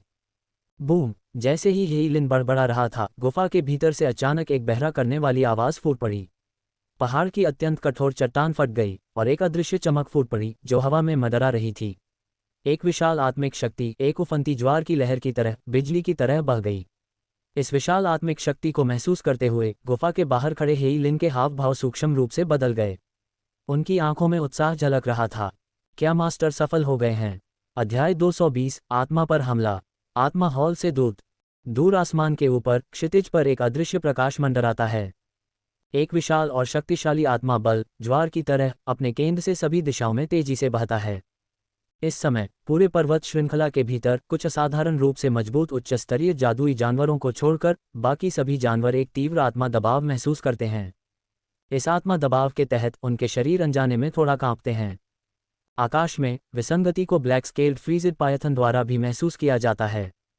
मास्टर वास्तव में दुर्जेय है, वास्तव में आत्मा के दायरे में प्रवेश कर रहा है। यह अविश्वसनीय है। ब्लैक स्केल्ड फ्रीजिड पायथन आकाश में अदृश्य प्रकाश को देखता है और यहाँ तक कि वह उस विशाल आत्मा बल पर विस्मय की भावना महसूस करता है। एक जादुई जानवर के रूप में उसकी ताकत उसके भौतिक शरीर में निहित है, लेकिन आत्मा की तुलना में दो ब्लैक स्केल्ड फ्रीजिड पायथन भी शायद वर्तमान गुहे से मेल नहीं खाएंगे। ज्वार की तरह फैलती हुई आत्मा की शक्ति कुछ मिनटों के बाद धीरे धीरे खत्म हो जाती है और अदृश्य प्रकाश धीरे धीरे ब्लैक स्केल्ड फ्रीजिड पायथन की चौकस आंखों के नीचे दिखाई देता है। जैसे जैसे प्रकाश फीका पड़ता है, एक मानव आकृति स्पष्ट रूप से दिखाई देती है। ये गुहे है, लेकिन अब उसका शरीर बेहद अलौकिक लगता है। क्या ये आत्मा है? ब्लैक स्केल्ड फ्रीजिड पायथन आकाश में अलौकिक गुहे को देखता है, उसका दिल अचानक से धड़कने लगता है और वह फुसफुसाता है। आत्मा इस युग में ताकतवर लोगों के लिए एक मायावी अवधारणा है, रंगहीन और आकारहीन है, जिससे यह अप्रत्याशित और बचाव करना मुश्किल हो जाता है। सच्ची मानव जैसी आत्माओं के दर्शन दुर्लभ हैं, आखिरकार एक अलौकिक आत्मा को एक ऐसे मानव रूप में संघनित करना जो स्थायी हो, कुछ ऐसा है जिसे कुछ डूज़न स्तर के विशेषज्ञ भी हासिल करना मुश्किल पाते हैं। आकाश में गूहे अचानक अपना सिर नीचे कर लेता है। उसकी नज़र नीचे गुफा के प्रवेश द्वार पर पड़ती है, जहां एक पतली आकृति शून्य से ऊपर की ओर बढ़ रही है। मास्टर, ब्लैक स्केल्ड फ्रीज़िड पायथन को पता चलता है कि उसे पता नहीं है, गूहे का भौतिक शरीर पहले ही उसके पास आ चुका है। गूहे का भौतिक शरीर ब्लैक स्केल्ड फ्रीज़िड पायथन की पुकार पर प्रतिक्रिया न करते हुए सीधे आत्मा गूहे की ओर चलता है। जैसे ही भौतिक शरीर आत्मा के पास आता है, आत्मा गूहे भी उसकी ओर बढ़ती है। प्रत्येक कदम के साथ आत्मा का रूप सिकुड़ता जाता है, एक हथेली के आकार का अदृश्य प्रकाश गोला बन जाता है जो धीरे से भौतिक शरीर के माथे पर उतरता है और फिर एक पल में गायब हो जाता है। जैसे ही आत्मा गूहे के शरीर में फिर से प्रवेश करती है, उसका शरीर थोड़ा कांपता है और व्यापक आत्मा का दबाव समाप्त हो जाता है। गूहे आकाश में खड़ा है, उसकी गहरी आंखें आखिरकार स्पष्टता प्राप्त कर लेती हैं, एक अत्यंत आकर्षक चमक प्रकट करती हैं। अपनी वर्तमान स्थिति को महसूस करते हुए गूहे खुद को संतुष्ट हंसने से रोक नहीं पाता। आत्मिक क्षेत्र, वह आखिरकार वहां पहुंच गया है। फिर गूहे एक गहरी सांस लेता है और तेजी से एक हाथ की मुहर बनाता है, और जैसे ही वह ऐसा करता है, उसके माथे से एक विशाल आत्मा बल फूट पड़ता है, जो अंततः बदलती हुई हाथ की मुहर पर एक अदृश्य आत्मा मूर्ति मुहर में संघनित हो जाता है। ब्लैक स्केल्ड, मेरी सोल फिस्ट सील आजमाओ। गूहे के मुंह से एक धीमी आवाज निकलती है। फिर वह अपनी नज़र नीचे ब्लैक स्केल्ड फ्रीज़िड पाइथन पर घुमाता है और हंसते हुए अचानक अपनी हाथ की मुहर को मजबूत कर देता है। मुट्ठी की मुहर एक विशाल आत्मा दबाव से भरी हुई बिजली के एक बोल्ट में बदल जाती है, जो गुफा के बाहर ब्लैक स्केल्ड फ्रीज़िड पाइथन की ओर प्रहार करती है। उद्धरण चिन्ह ... मास्टर, आपने वास्तव में मुझ पर घात लगाया है। गूहे की हंसी सुनकर और सोल फिस्ट सील को देखकर ब्लैक स्केल्ड फ्रीज़िड पाइथन क्षण भर के लिए स्तब्ध रह जाता है, लेकिन जल्दी से प्रतिक्रिया करता है। उसकी पंखे के आकार की हथेलियां भींच जाती हैं जब वह अंतरिक्ष को पार करने वाली विशाल अदृश्य शक्ति को देखता है। बूम! अदृश्य सोल फिस्ट सील एक पल में आती है, ब्लैक स्केल्ड फ्रिगेट पायथन की लोहे जैसी विशाल मूर्ति से भयंकर रूप से टकराती है। एक धीमी दबी हुई आवाज पूरे आसमान में गूंजती है।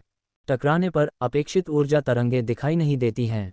ब्लैक स्केल्ड फ्रिगेट पायथन के मुंह से उसका हाव भाव थोड़ा बदल जाता है। सोल फिस्ट सील का बल मजबूत नहीं है, लेकिन प्रभाव के बाद उसे अपने सिर में हल्का दर्द और चक्कर महसूस होता है। स्थिर होने से पहले वह कुछ कदम पीछे हट जाता है।